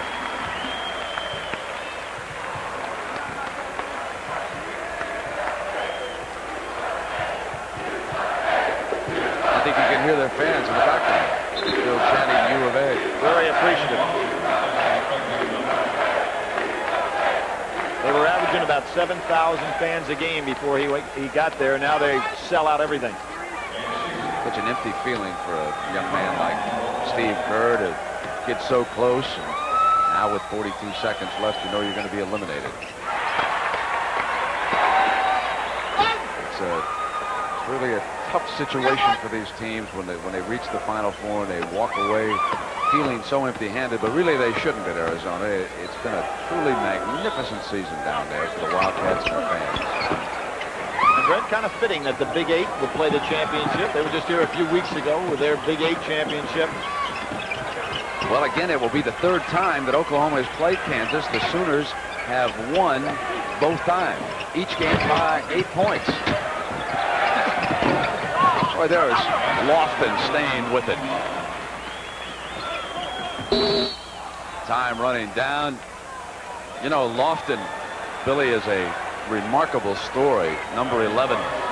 He was raised by a blind grandmother back in East Chicago, Indiana.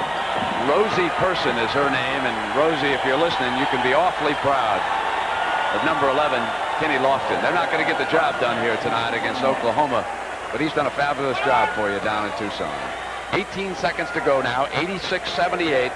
The Sooners closing in on an appointment against Larry Brown and the Kansas Jayhawks. This place will be rocking on Monday night. Whatever tickets are available, the Kansas fans will certainly be going after it. There'll be more Oklahoma rooters in here as Seeger does a little audition for Switzer's team there. Well, it shows Seeger's intensity for the full 40 minutes. And you know, Stacey King has been out of this ball game, what, for maybe 8 minutes when he picked up his 4th foul, and they haven't missed a beat because Grant's been so tough inside. And Andre Wiley contributed some good moments from him, too. Lofton's 3 would not stay down. Cook goes after it. Arizona's ball. Kerr. And Oklahoma wins it. They will play Kansas for Billy Tubbs.